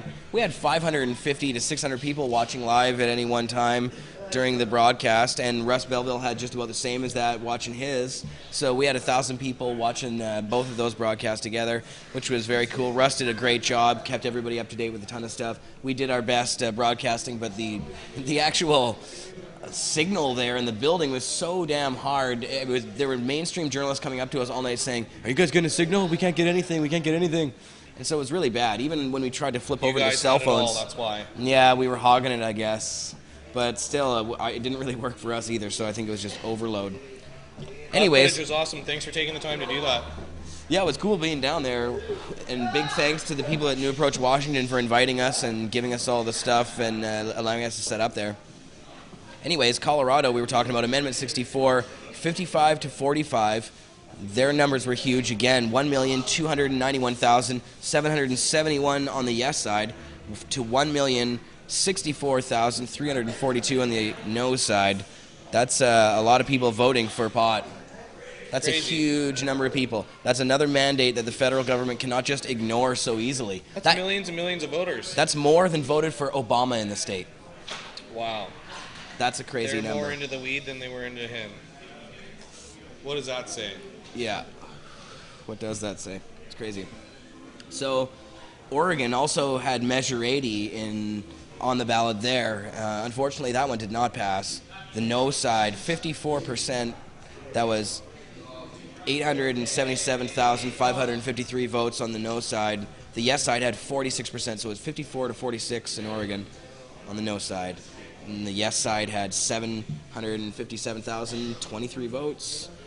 Now, in Oregon, unfortunately, it didn't pass, but that's still kind of a win there because it did better than the 2010 measure, which was called Measure 74. That was to legalize dispensaries in the state. That one had a 55 to 44 vote, so they increased their win just a little bit there. And that's actually pretty good for raising no cash at all. Unfortunately, they weren't able to raise a lot of money before before the election, they were only able to raise $400,000 total. Wow. And then after the qualifying for the ballot, they only raised $60,000 after qualifying for the ballot. And they still managed to pull in 46% of the vote. So I'd have to say that's pretty huge. Like, you know, even that alone, just to say that half the state wants this done, 2 other states voted for it. It's all just a big, yeah, it's influential. And then they'll see that the other states like Washington high. just legalized right beside them, right? So, you know. Exactly, it's real close too, right? Washington's Next right time, there. That's watch, right. Next time. Yeah, in a couple of years they could throw it back on the ballot again. So also Massachusetts, we need to talk about that. Question 3 in Massa, that was the medical marijuana initiative. It won with a huge lead, 63%. Almost 1.9 million. Yeah, 1.9 million just about on the yes side, 63% of the vote. And on the no side, you had just over 1 million. It's crazy. It's 37% on the no side. That's it. So you can have a 60-day supply. Yeah, that's right. It's now legal for qualified patients to have a 60-day supply of cannabis, and it requires the state to create and regulate up to 35 production and distribution facilities. And that's huge. A lot of growers. There's now 18 states and the District of Columbia that have legal medical marijuana.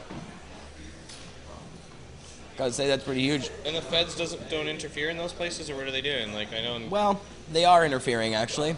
The feds have been interfering in a lot of the different states and going after people. It's weird. They haven't really. They've been raiding some of them, shutting them down, arresting some choice people, sending the IRS after certain people like Steve D'Angelo at Harborside, and also there'll be letters to landlords where they threaten your livelihood or the place that you're at, wherever, and sort of undercut you that way. It's a sneaky way of doing things. So that's Massa. Arkansas had issue 5 on their ballot. That was to legalize medical marijuana as well. Unfortunately, that one did not win. It lost 51 to 49 in the state there. Holy couple percent. Very slim. Which stoners didn't go and vote there? It was only 500, and there's a lot less people in Arkansas, evidently, that voted because it was 534,000 to 504,000. Wow. Yeah, with some change in there. Montana, referendum 124 to ban medical marijuana passed, sadly, with a really big lead, 57 to 43. Huh. Yeah, and it was confusing, though. I wonder how many of those people were voting for it thinking it was the opposite, because basically Montana had already voted for a medical marijuana program. They had passed it in the state. And then a crappy government came along, legislature, and passed another bill. It was I can't remember the numbers, 430 something. But anyways, this bill that came before the voters this time, referendum 124, was to either instate the ban or take away the ban. So it was kind of a confusing situation. And I'm confused right now, even. Even watching the videos and stuff, everybody was like, wow, so should I vote yes or vote no for it? But it was the one that you vote, if we would have got a no vote, that would have been a yes. So wrong. Yeah, now I do have a list of some others I wanted to tell you about, because it wasn't just states that had ballot initiatives going on. There were also municipalities across the United States that had a number of referendums happening for decriminalization of marijuana and lowest police priority. Now I have some information from NORML here. This is from Paul Armentano at NORML. He says, in addition to the historic Election Day votes in Colorado and Washington, voters of several cities in Massachusetts and Michigan also decided overwhelmingly in favor of ending the marijuana prohibition. In Massa, voters in over 40 municipalities, representing approximately 1/5 of the electorate, voted in favor of local, non-binding public policy questions in favor of ending the criminalization of cannabis for adults. There's a complete list actually on NORML. If you look under the story, local depenalization measures win big on Election Day. Good headline there. I love the word depenalization in a headline. Depenalization. Yeah. That sounds a little As painful. David creeps up behind me, I'm hoping that depenalization means what I think it means. You hear and Bob High, artist Bob High is here. Is it? Oh, okay. Did you hear the one about the kid who was in line waiting You're the one about the kid who was in line waiting for his circumcision? Nurse came in, looked, saw him, he was worried. She said, "Don't worry, it won't be long now." And David, you are Jewish, right? Half. Half. There's just so the you're bottom only, half. You're only half circumcised then. Yeah, just a little around the top. The top Short half. back and sides, I said. So, like I said before, it doesn't matter who's in the White House. It only matters who's in the greenhouse. David, you don't know how close that was to being the headline on the Vancouver Sun story. Really? And, no, this is what happened. Now, this is the candid story here. I don't know. I didn't ask any permission to tell you this one, but I watched all this happening. And when you told me that, we were laughing about it, and I told everybody. Yeah. And because David called me up and said we should use that headline and try and float that headline. It's not who's in the White House, it's who's in the greenhouse. And we were just joking around about how punny it was or whatever, right? And so Ian Mulgrew was with us the whole time, and he floated that to his editor. He just said that laughing on the phone, right, like as a joke. And the editor's like, I love that. That's going to be the lead. And so they were going to lead with that as either the head or the subhead. Oh, and it didn't make it. And then eventually it got refined, and it got left out of the process. Somebody down the way said no, but. Well, that's funny too, because the day after, a couple days after the pepper spray incident at APEC, I came up with Spray Peck as the name of the incident. And the media edited that out of my article that I wrote. I got an article published on APEC. They took that out of the article, and then they used it for their cover story a few days later. It's like, so they didn't want to give you credit. Yeah, they didn't want to give me credit for being so witty. They stole that one and put it up themselves. So expect that to happen. Somebody said somewhere time for a down the bong line, hit. I'm going to take a bong hit. With us, we'll use the White House greenhouse soundbite. White House greenhouse, yes, I'm sure it'll show up. It'll probably be on the front page of the Vancouver Sun in a couple days. Yeah, I'll steal it for my show. See, if they don't put a greenhouse in the White House, then everyone in the poorhouse will end up being in the big house. As if Obama doesn't have one already. Yeah. Thanks, David. He's got the whole Chum Gang layer. He changed the bowling alley. He smokes Obamers. Yeah. You know where the word politics came from? Oh, yeah. Poly is Greek for many, and ticks are blood-sucking parasites. That's true.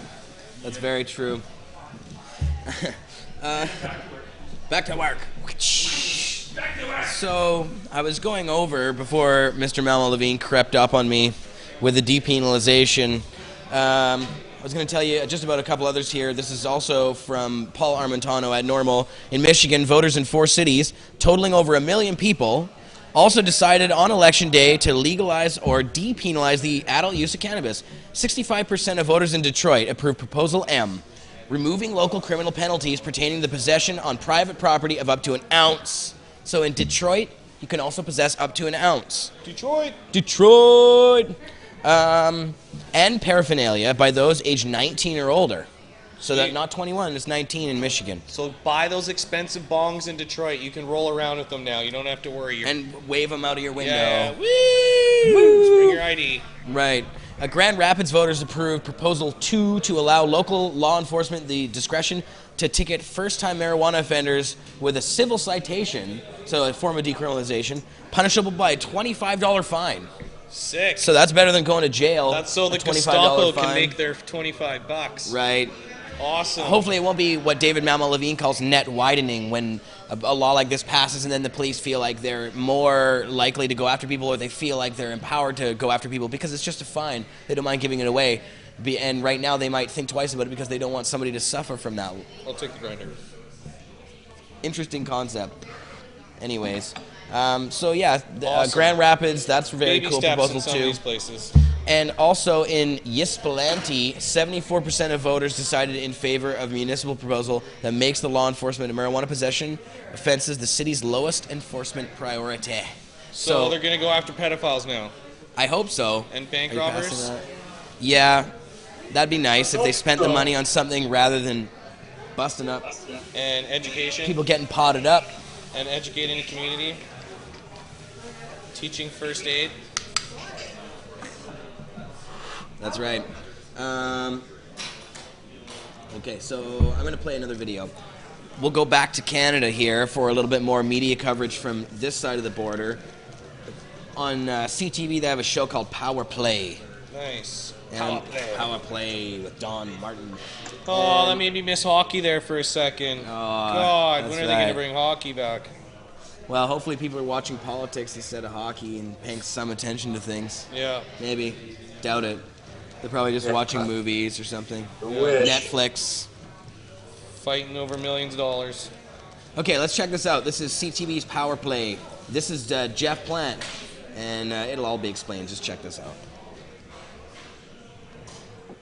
Former British Columbia Attorney General Jeff Plant is involved with Stop the Violence, an organization with former premiers, former attorney generals, mayors, and MLAs, all advocating for an end to the criminalization of cannabis possession. He joins me from Vancouver. Mr. Plant, I'm wondering if you looked at what happened on election night in the United States when the two states voted to legalize pot and thought, all right, we're starting to get, our cause is getting some allies south of the border. Are you any more optimistic it's going to move that way, or do you still think we're going to face obstacles to getting cannabis legalized up here? Well, I think there's still a long road to go here in Canada, but I do think what happened on Tuesday in Washington and Colorado is a great step forward. It's a great boost. If if they can do it south of the border, then surely we can do it in Canada. And for a long time, one of the arguments against doing anything to change the failed prohibition law here in Canada was that Canadians should be careful not to get too far ahead of the Americans on this issue. And now it looks as though, in fact, American voters are getting ahead of at least the government of Canada. And so I feel encouraged by what happened this week. I looked at your annual report for Stop the Violence, and they had an interesting Angus Reid poll that showed, I think it was 75% of BC residents really feel that they'd be better off if you legalized it and taxed it, and they wouldn't feel uncomfortable if you did that. It sounds to me like public opinion's already there. I don't know what the holdup is in the political realm. Well, that's a great observation and a great reality. So what I'm saying to folks who are in that 75% majority is we've kind of mainstreamed the conversation. You've identified the people who are part of this movement. What we have to do now is figure out how to mobilize our energy and cause federal politicians to pay attention. So at least to the people in D.C. who are, I think, maybe leading the country on this, write your member of parliament, make your member of parliament accountable for their failure to follow the wishes, increasingly the wishes of the majority of their community and constituents, and advocate for this change. And you know, I mean, the Prime Minister is always very clear about this, but the Prime Minister is a very smart politician, and one day he'll wake up and realize that he's swimming against the tide of Canadians on this issue, and we'll see change. I believe it. What do you think is going to be the consequence if Washington goes ahead and allows the sale of small amounts of marijuana in stores and taxes it? And I mean, you're a former attorney general. You understand living next door to a state, say, that has completely different laws than, say, British Columbia. Is that going to create a law enforcement problem, or more just a border problem? Well, there will be some adjustments, and as Jim Chu, the Vancouver Police Department chief, said a few minutes ago, I mean, the people in Washington have now got to figure out how to get alignment between the change in state law and the continuing federal government prohibition in the United States. I think they'll find that way forward. And so we'll have a situation here that actually in some respects is not that dissimilar from something that British Columbians are used to. When I was a kid growing up in Vancouver, you couldn't go to a bar in Vancouver on Sunday, but you could just south of the border. And it didn't seem to bring human civilization to an end to have that sort of disparity around these sorts of minor issues. So there will be an impact of some kind, but I don't think it's going to be quite as disruptive as people think. After all, there are maybe 400,000 or 500,000 British Columbians who now use marijuana, even though it is illegal. So the prohibition in Canada is not having a deterrent effect on consumption here in BC. I just look at the quest for government revenue and think if these states start taxing this stuff and we see how much they bring in, that's going to be a pretty strong incentive for governments to say, we want the money.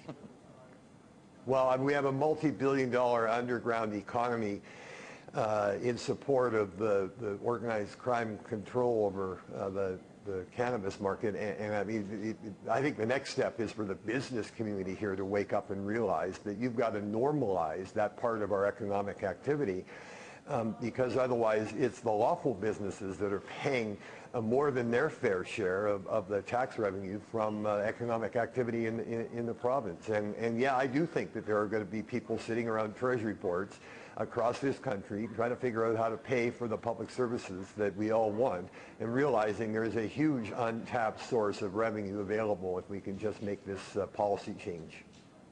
Okay, well, stay tuned. Jeff Plant. Putting in the back of the thing. Okay, so let's see here. I'm gonna play another video from that same show. This is the one that comes right after it. That's what I meant to queue up, but instead I got, yeah, the other one. I got that funny video. So anyway, here, check this out. Biggity bam. Part 2 of the power play. This one's with Jim Chu, the police chief in Vancouver. Oh, Jimmy Chu. Jimmy Chu. Oh, good old Chewy. Yeah, McMahon's a big fan, I know. Especially about his surveillance bill that he's trying to get pushed. Oh. They talk about that a little bit as well in this video, so check this out. Okay, let's get a couple more pot perspectives. The top cop in British Columbia and the province's former Attorney General. Let's start with the Vancouver Chief Constable, who is in Ottawa to pressure the federal government to reintroduce the controversial internet surveillance bill. Well, we'll get to that in a minute, but he's also got a perspective on pot too. Okay, Jim Chu, thanks for joining us. Appreciate that.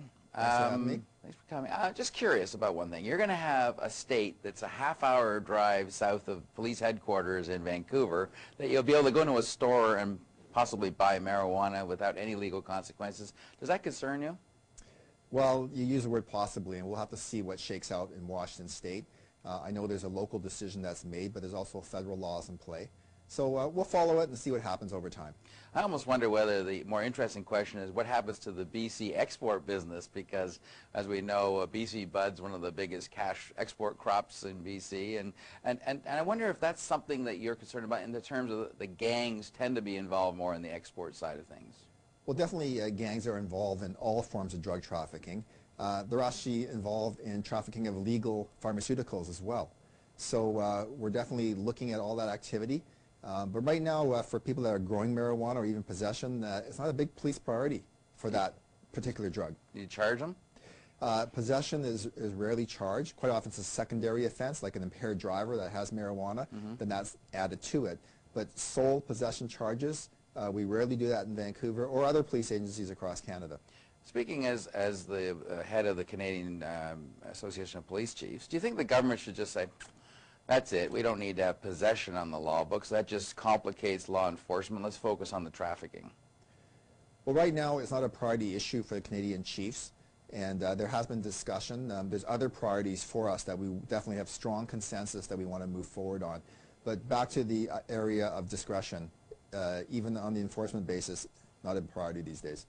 I know that Cash Heed, he's now an MLA, and he's the former police chief in Vancouver. He's on side now with that with the group that's advocating for the legalization. He says, look, it's a waste of time. It doesn't do any good. The war on drugs in that sense is lost. Do you agree with him? Well, he was chief of West Vancouver Police for some time, and we have talked about it. I will say that I represent the Canadian Chiefs, and we have talked about it, and it's not a priority issue for us to ask the federal government to do anything different than what they're doing now. Now, one thing you are asking the federal government for is to talk a little bit more about this internet surveillance bill that was put forward, generated a lot of controversy, and then was basically dropped. Well, it's still there technically, but it seems to have become a very low priority for the government. Why do you want that revived and placed on the order paper and passed into law? Well, first of all, I think because people are calling it things like internet surveillance or online snooping, there's some misunderstandings among Canadians. And I want to emphasize that the provisions to look at private information require a warrant. But what we've seen is that there are new communications channels. Definitely many of those new platforms did not exist in 1975 when the original legislation went in. It needs to be modernized. Right now, criminals are exploiting new technologies, whether it's texting or whether it's smartphone technology, to commit their crimes, to use it as a means of communicating among themselves. So we're asking for communications providers to build infrastructure into their systems so that when the police come with a warrant, we can get the information. We're also asking for preservation, which is we have a crime, preserve the data while we get a warrant. Both cases, you need a warrant to get the information.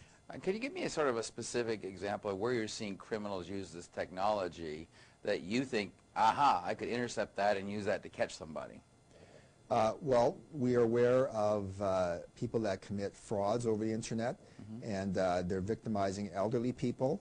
You know, some person in their life savings are scammed using fraudulent emails that have been sent. I think all Canadians are familiar with that kind of crime. But it's more so everyday crimes that have an element of new technology with it. So to give you one example, we had a case in Vancouver where a sexual assault victim grabbed her assailant's phone, and then she ran out the door with that phone. And we went to a provider and said, tell us who owns the phone. Not private information, just tell us the name and address of this person. And they wouldn't even confirm it was their phone. So how do you even get a warrant when you don't even know who to serve it on? We definitely do need to get a warrant to get private information, but give us a start point. Give us the name, address of who owns that cell phone or who has an IP address. Are you getting any sense the government's warming to bringing back this bill, perhaps in a better communicated form? I think the government is looking at it and knows that if they help police, it will help make Canadians safer. And that's what it's all about.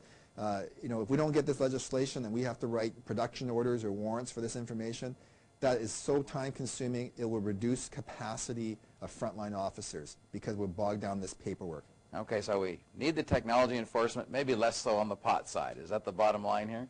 Well, pretty close now. Okay, thank you very much, Jim Chu. Appreciate you coming in. Yeah, that bullshit about the surveillance stuff, man, that's wrong. That is so wrong. They want these ISP providers to install software to monitor us and to like archive our information and the things we do so that they can make it available to law enforcement if they get a warrant afterwards. I know what that's called. That's called Big Brother. I read that book. Even if they get a warrant, still, who gives a fuck? I still think it's bad. I don't want them to have like software tracking us all the time. Is that wrong? I think it's wrong. Privacy, #1. Yeah. Mark Palmer, right. But at least the issue of marijuana, you heard him even at the end, he's like, well, you know, the pot issue is aside, well, it sounds like we're going to be surveilling people for everything but marijuana or whatever, right? So we're winning on this issue in a weird way. Even though we haven't done anything yet, there's still an effect happening from what's going on in the United States. It's right next to us in Washington State and in Colorado. Yeah. You got to hit the road, sadly. Unfortunately. Yeah, I got dinner reservations. Right. I've got a few more videos to play. We're getting pretty close to the end here. It's been a 2-hour show Thanks already. for watching, everyone, and I'll see you another time. Yeah, thanks for having me. Thanks for hanging out, man. I'm going to play another video here. We still got a few more to go, and I wanted to also talk about what's going on here in British Columbia. Arrests are increasing here in BC despite what's going on. In the last 10 years, arrests have gone up 88% for simple possession. Yeah. So Dana Larson and others are asking, who's telling the cops to go after people more for this? Why are the cops doing this? Why are they increasing? So Jim Chu, I'm not sure. I wish that was a question that he would have answered. I didn't hear that in the mix of them. I didn't hear all of it. Let's go track him down. We should track him down. We should do that. Yeah, let's do that. I'd like to ask him. We could get an interview with him, I'm sure. Awesome. Cool, man. Okay, well, thanks for having me, man. I like what Mick's got on the screen right now there. Do you see it? Like it on. Whoa. So, yeah, I'm not a huge fan of Jim Chu, but Chu is on lowest priority, though. Yeah, the Vancouver police, though, I gotta say, Vancouver police do leave us alone. They don't bust us at our big events. You know, at Cannabis Day and 420 at the Vancouver Art Gallery. They never go after us. Everybody's there selling weed openly. Not us, of course. They're still busting people that are smoking pot. There's people for simple possession or smoking a joint that do get arrested and do have to face charges. Yeah, once in a while. Yeah. So, like, if you're down on the beach at English Bay, chances are you'll catch a charge if you're smoking pot down there. Well, here's the thing. I think the number of people arrested in Vancouver for simple possession last year was 6 people. and the number arrested in the rest of the province was huge. Like everywhere else, they bust people. That's where it's going up 88%. In Vancouver, it's gone way down.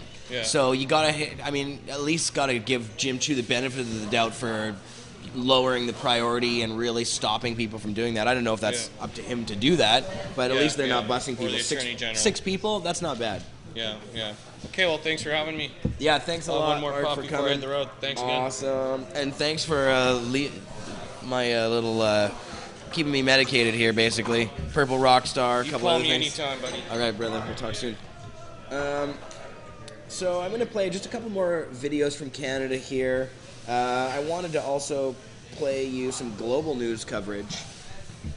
I'm making the rounds here. We had CTV. I have a couple other ones from CTV as well, but this is global news coverage of the event from this side of the border as well. Check this out.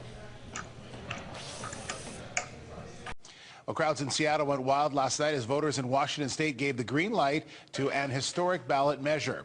Washington has voted in favor of legalizing marijuana, and our reporter Grace Key joins us now with more on what that could mean for British Columbia. Grace? Yeah, we're just here on the corner of Davie and Thurlow in front of a medical marijuana dispensary, certainly one of the many establishments keeping a close eye on this referendum. Well, this now means for Washington state that adults, anyone over 21, will be able to legally possess an ounce of marijuana. Now, the law also has some new driving impairment rules for marijuana impairment, and certainly people here are predicting the political implications that it would have in BC and possibly opening the door to legalize marijuana in our province. We asked some people on the street this morning what their thoughts were with the passing of this referendum. It's certainly setting a precedent, and usually most things that happen in Canada, we watch to see what the U.S. does. So, that's pretty much a wait-and-see approach, I think. It seems like the smart thing to do. I mean, it seems like a good way to get rid of gangs and a good way to keep kids from, like little kids that can easily get it right now. So I think that licensing it, I don't know, it seems like a good idea. All right, so we're back, Mick. Mick, you look great on the screen there. Just my little monitor, I can't really see how large it looks on the big screen or anything, but just in my little monitor, it looks great. Yeah, I'm sitting here with my bong and I'm ready to rock and roll. Nice. I got my bong loaded up as well. We're going to do a synchronized bong toke. A chronicitized. That's right. And Mick, of course, why don't you tell people a little bit about where you are there? You're on Vancouver Island at Opus Farms, aren't you? Yeah, I'm sitting here in my office at Opus Farms in Port Alberni, in my home. And I've been working hard on getting some coverage for the upcoming Sensible BC Dana Larson's stop on his tour here in Port Alberni, December 6th. That's a Thursday. So I'm working on getting some free publicity in my own little way, using some of my contacts and that in the media, and I'll probably maybe have a little public smoke fest with one of my larger bongs somewhere to draw a little bit of attention, get into the local news. We're trying to get Shaw Cable to come over and do a little segment on from the grow room. Oh, I just about hit that bong. Let's hit the bong together. I forgot. I just started naturally going for it. Let's hit it. Let's hit it. Oh, are you hitting it? All right. Let's go. Let's do it.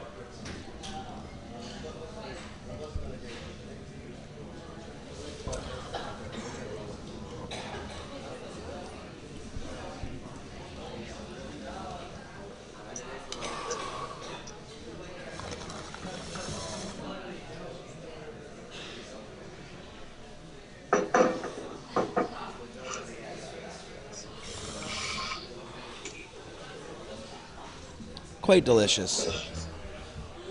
Wow. I'm pretty high, I gotta admit. It's starting to fall apart here, don't know what I'm doing. All right. Yeah, so Mick, what are you smoking out of? What kind of bong is that you got there? I call this a safety bong. And I'll tell you why. It's pointed at the end. And I often wondered, why would somebody make a pointed-ended bong? Because you can't stand it up on anything. It's got these little zigzags in it about halfway up. which basically work as an ice catcher and a splash guard. Right. So when you set it down, you have to lay it down like this on the table. And then it occurred to me, you can't knock it over. So hence I call it a safety bomb. Clever. Makes sense. Yeah, if you can't stand it up, it can't fall down. Yeah, Jeez, you can lay it on the coffee table. It's more like a nice piece instead of something that stands up out of place. I had a close call earlier today when I was setting up for the show, rushing around, and one of the lamps that we light the show with collapsed and fell over as the cord was swinging around, and it fell and knocked into Duchess, and Duchess teetered. It was just about to tip over, and I managed to grab her in time before she fell over.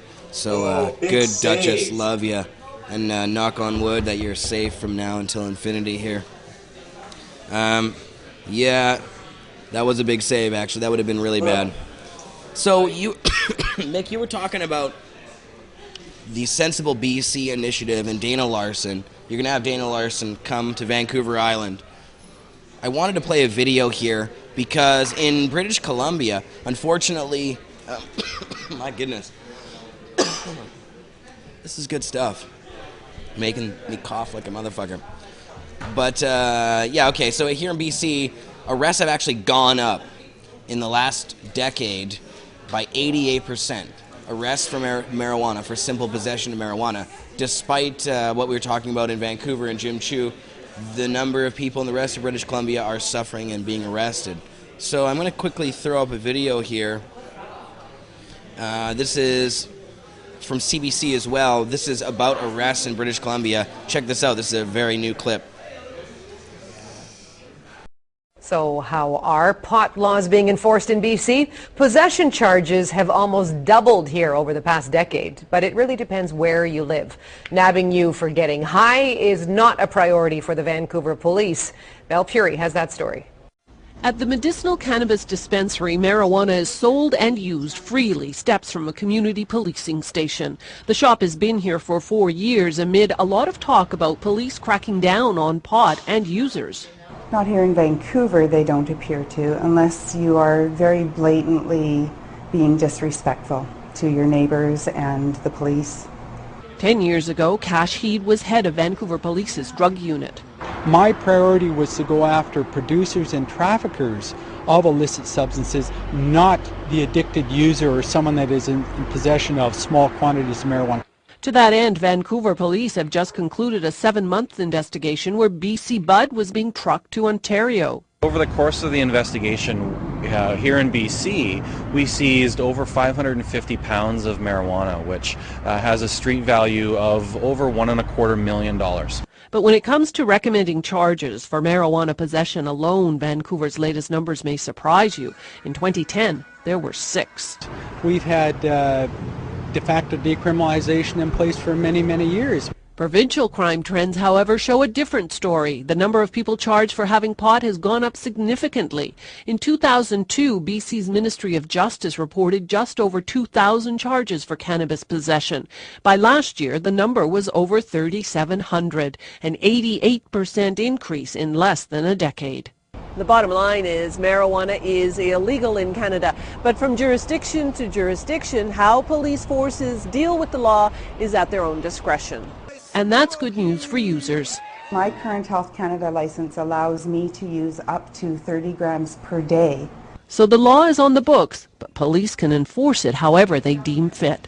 Belle Puri, CBC News, Vancouver. Harry Pothead at the end there by Dana Larson, the former editor of Cannabis Culture. Man, this joint is crazy. I know why I'm coughing so much. This thing's got a whole bunch of butter in it. Med Mark is rolling these things with big nuggets of butter. Man. Are you complaining or bragging? No, I'm not complaining. I just forgot, so I'm hitting it like a madman. You're getting baked. I am getting baked. I'm really getting baked. Whenever Med Mark stops by the show, inevitably, I'll be totally done by the end of it. Just it's a stony gone. show for sure. Stony show. We smoke a lot of herb here at Pot TV Vancouver. I'd say we... It's our job. That's right. We are happy, Dingo54. He said we look happy. All right. I do have another couple videos here. I could skip these videos, but we might as well play them since I got them queued up here. One was Cash Heed. Now, he's been prominent in a lot of these videos, or it means at least some of them he's been made appearances. Now, Cash Heed is an MLA here in British Columbia who's been working with Stop the Violence BC. And you can go to stoptheviolencebc.org for more information about those guys. But they've been doing a very cool campaign. They put together a video, and it basically is Cash calling for the end of the drug war in British Columbia and saying that marijuana possession shouldn't be, illegal and people shouldn't be arrested for that. So this is a cool little interview with him on CTV about the legalization stuff happening in Washington and Colorado. Check it out. Colorado and Washington became the first states in the U.S. to legalize marijuana, and that's got Canadian law enforcement officials talking about how the new laws will affect us right here. Cash Heed is a BC Liberal MLA and member of Stop the Violence BC Coalition. He also has 3 decades of law enforcement experience. He joins us from Vancouver this morning. Tell me about your reaction when you heard that this had gone through in Colorado and Washington. Well, Colorado was a bit of a surprise. Washington wasn't. I've been following the movement in the United States for quite some time, and those 2 states have now moved further left than the Netherlands has, and their constituents have clearly spoken that they want to stop chasing these criminals around and treating people like criminals for possession of marijuana, and instead they want to regulate the industry, tax the industry, and take the profits away from criminal organizations that are involved in the black market for marijuana in their particular states. And you also think that this would be a good thing for British Columbia as well, right? Absolutely. I think whenever you're able to remove the illicit market, such as what you have for marijuana in the United States and the large demand for marijuana that heads from BC to the United States, where criminal organizations make a significant amount of profit and then exchange that into cocaine and guns and bring it back to Canada, it will have a direct effect here on BC. So certainly that is something that we will benefit from if in fact those exemptions actually take place in those 2 states. I want to take a look at a portion of a video that you've made in supporting your cause. It's called the Marijuana Wars. We've got a portion of that, and you're in. Let's take a look. But over the years, as I went forward in my law enforcement career, I realized that years and years and years of spending money on enforcing prohibition for drugs has been a failure. And that is the feeling with many, many police leaders, but they publicly will not say it until they leave policing, because the culture will eat you up. A lot of people, praised this video when you came out with it. It was pretty bold, I think people thought, for you after spending so many years as a police officer, and indeed on the gang task force, to come out and do that. At what point in your policing career did you think that this war on drugs was futile?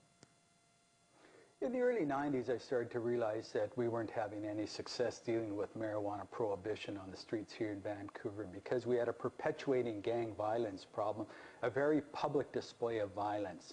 And it wasn't until 2001, when I was a commanding officer of the drug unit for the Vancouver Police Department, where I realized our record-breaking arrests, record-breaking interdiction of marijuana and other illicit drugs in Vancouver wasn't really making much of a difference. And I testified in front of the Senate committee that was looking into marijuana, and at that time I told Senator Pierre Nolan and others that marijuana prohibition was not working in Canada. I did not feel it would ever work in Canada, that we were not going to arrest our way out of this particular problem.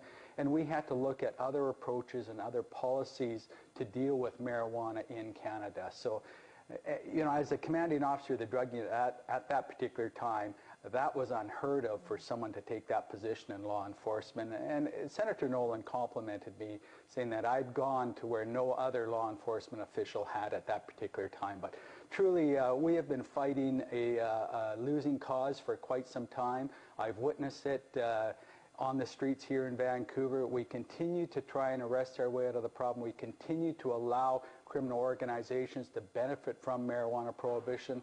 And we should actually be regulating and taxing it similar to what is now taking place in a large movement in the United States. So I'm hoping that the Canadian politicians will actually pay attention to the evidence that's out there and change and develop contemporary policies here. Yep. So Cash Heed, MLA, he's a Liberal MLA here in British Columbia. Also the former police chief in North or South Vancouver, somewhere in Vancouver. And also this former Solicitor General as well. But he... Jeremy? Yeah. He was the public safety minister. Was he the public safety minister as well? Yeah, no, that's what he was. I don't think he was the Attorney General. He was the public safety minister. No, he was the... I thought he was the Solicitor General. Or Solicitor General, yeah. Yeah, I'm pretty sure he was. Yeah, he's also a former public safety minister. Oh, yeah, so he's been all kinds of things. Yeah, he's had a portfolio a couple times. Yeah, exactly.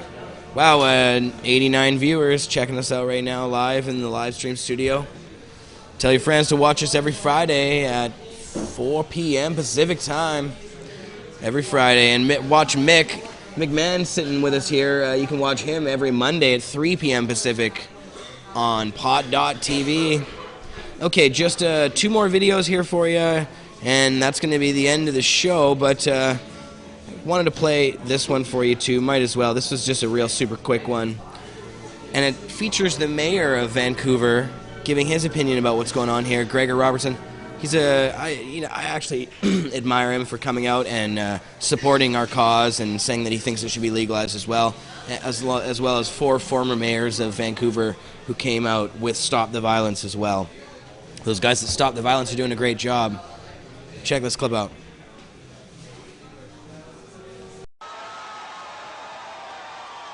You can call this somewhat of a political vindication. Yes! For those, and there are many, who say the 40-year, trillion-dollar war on drugs is a complete failure. We're going to send a message around the world that marijuana prohibition has failed and it's time for a new direction.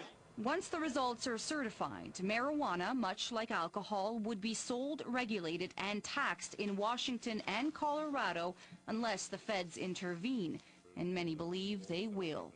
It's hard to imagine the chaos that would result if state by state you had, one state legalizing it and one state not legalizing it. If pot becomes legal in the state of Washington, British Columbians could have a new reason for cross-border shopping. But then again, many ask, why not make it legal here? It still feels a ways away in Canada right now. We're not hearing anything positive from the federal government. Other jurisdictions are free to do as they please, said a spokesperson for the Prime Minister. This government will not be legalizing marijuana. Any public opinion poll that I've seen shows that Canadians believe that there's a profound futility in the current punitive approach of the law, that we're filling our jails with people who shouldn't be there. In the Seattle Times, the vote is set to put Washington and Colorado to the left of the Netherlands on marijuana law. And contrary to popular belief, marijuana is not legal in the Netherlands, but it is tolerated. Another newspaper said it is a strange day when Canada turns to the U.S. as a picture of liberalism. Many argue Canada could not legalize pot without the U.S. doing it too. Now they say, no more excuses. Danielle Hamamjan, CTV News. And I was just nothing. Yo. Hi. All right, we're back. So, yeah, that was another one. That's CTV. And so there's a lot of footage for you guys. Ton of media coverage all over the place, north and south of the border here in Canada. Yeah. I don't know. I just think that the media is funny. And this next video that I want to play for you guys, it's why I think they're funny. Jon Stewart also thinks they're funny for the same reason. And that's they really minimize the issue. And now I played a lot of clips for you guys, and it didn't really feature a heck of a lot of giggling or, trying to minimize the topic. But they do a lot of that as well. And in this last video I'm going to play for you, which is a clip of Jon Stewart on The Daily Show last night, he really pokes fun at that. And I think John's fantastic. He's one of the best media analysts out there. And of course, some of the most truthful news in the U.S. is on his show. It's crazy. The hardest hitting news is coming from a comedy show, basically. So Mick, I wanted to say thanks for coming on, man. Thanks for being my left wing man. And My pleasure, Jeremy.